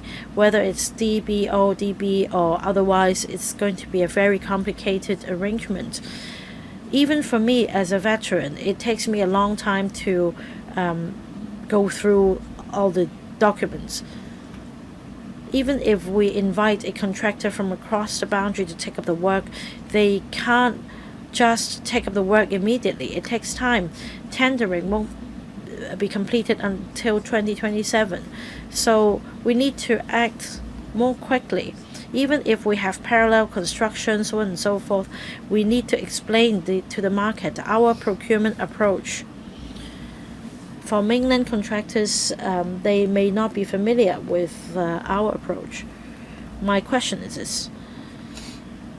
I understand about the alignment of standards, especially for building structure. What about fire services installations? This may directly impact on our operations. So should we go by our standards on FSIs? P.S. Thank you, Mr. Zhang, for his support. His understanding is by and large correct. I just want to emphasize a few points. We are as anxious. After discussion at the Railway Subcommittee in March, we have not relaxed our efforts. Apart from preparing this paper, we've also prepared the tender document. Comparing to the original plan submitted to the Railway Subcommittee, we've driven down the proposed cost from $330 million to $300 million, bearing in mind cost effectiveness. About the standards of operation, of course, we need to abide by the Hong Kong standards on safety matters, etc. And that means for fire safety, we'll go by the Hong Kong standards as well. Signaling system is different. The mainland standards are really mature, so We can't just say across the board whether or which standards will be adopted. So we'll definitely try to speed things up as quickly as we can.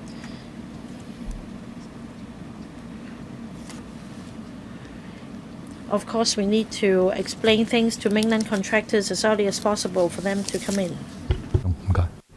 Dr. Junius holds second round 3 minutes. Thank you, Chairman. This paper lacks the most material information. We need to enhance speed and efficiency, but no matter how fast you are, this will be commissioned only in 2035. If we can reduce the investigation time to 3.5 years, I think it's worth the efforts to go through all the details. We aren't in a rush. You're asking us to approve and you're going to make changes here and there in the future. So why don't you compress the completion time and the cost right now? We have a task force.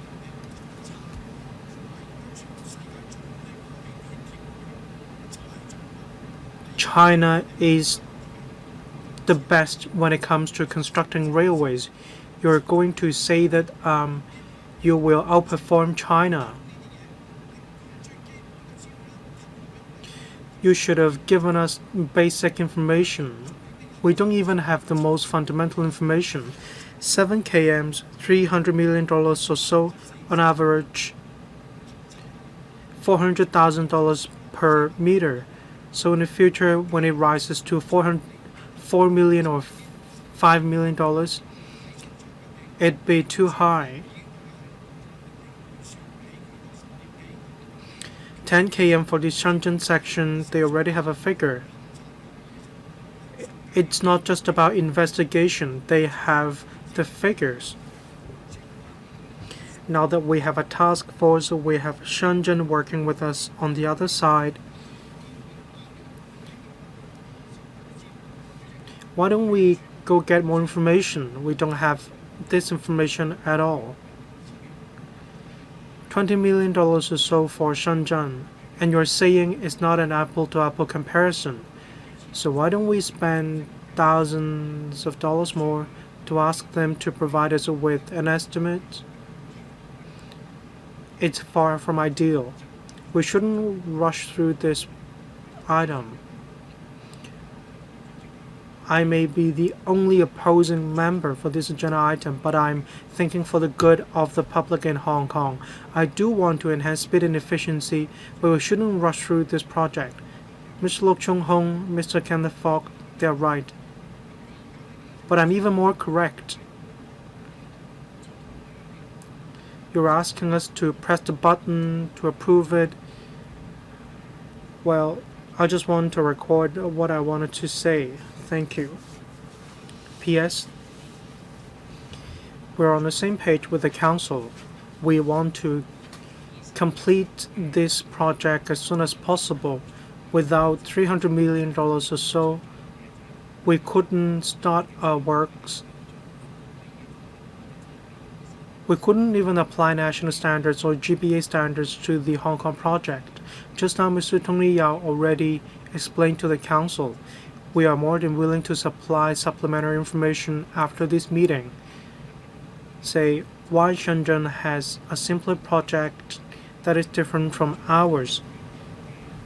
It's not the same procurement scope, and we'll provide supplementary information after the meeting. Without $300 million, we couldn't enhance speed. Thank you. So you undertake to provide supplementary information after the meeting. Thank you, PS. Members have finished asking questions. I now put this item to a vote. Members in favor of the proposal in PWSC 2025-26-7, please raise your hands.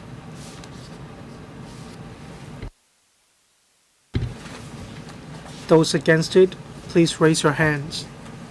One member. I think the majority of members who have voted support this proposal. I declare this proposal passed. on whether the Finance Committee should further discuss this item, I now put this motion to a vote in accordance with the PWSC Rule 41A. This subcommittee recommends the Finance Committee to further discuss the proposal in PWSC 2025-26-7 that has been passed by this subcommittee. I remind members, if this motion is passed, it means the subcommittee recommend the Finance Committee to further discuss this paper. If it is negative, it means we do not recommend the Finance Committee to further discuss this paper. Members who support this motion, please raise your hands. Those against it, please raise your hands. The majority of members who have voted are against this motion. I declare this motion negative. The subcommittee does not recommend the Finance Committee to further discuss this paper, that is PWSC brackets 2025-26-7. That is the end of the discussion of this agenda item. For the remaining two agenda items, we will leave them to the next meeting. The next meeting will take place on the 10th of June 2025, next Tuesday from 8:30 to 12:30. This is an additional meeting. Members, please take note. Please be punctual next time. Thank you. That is the end of this meeting. Meeting adjourned.